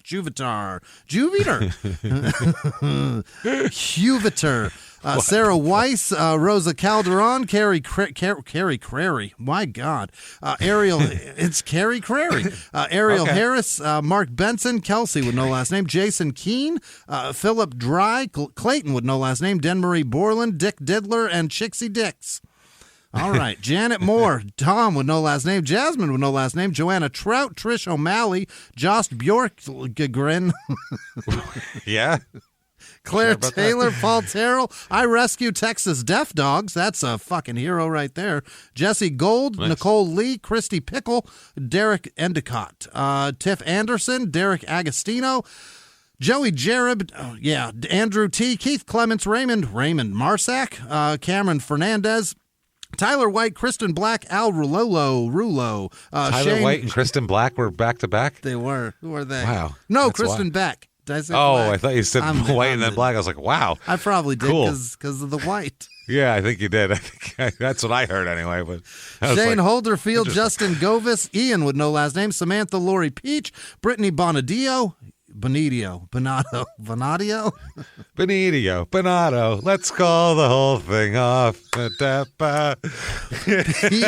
Pete Renier, Keena Evans, Jamie Breehey, Breeny, Jay Manor, Derek Dirty Dick Ingram, Nate Bolden, Michael Avant, Joe Fender, Aaron Albert, Brittany Jones, Tiffany M, Giovanna Jimenez, Ben Scott, Jacqueline McCarville, Matthew White, CFD, Joe Carlson, Brandon Wolf, Tisha Upapin, Heidi Fisher, Kelsey Fleming, Tanya Pierce, Chelsea, nope, that's Chester, Eagles, Jason Schult, and all of our patrons are terrific. Thank you so much, everybody. Honestly, holy shit, thank you for all that you do for us, for all of your help and all of your commitment. Thank you so much. We hope you love the episodes because we love making them. Keep coming back. Keep hanging with us. You want to follow us on social media? Very, very easy to do that. Just head over to shutupandgivememurder.com. Follow the links. There's links to everything you can want right there. So keep coming back because we'll be back. And until next week, everybody, it's been our pleasure. Bye.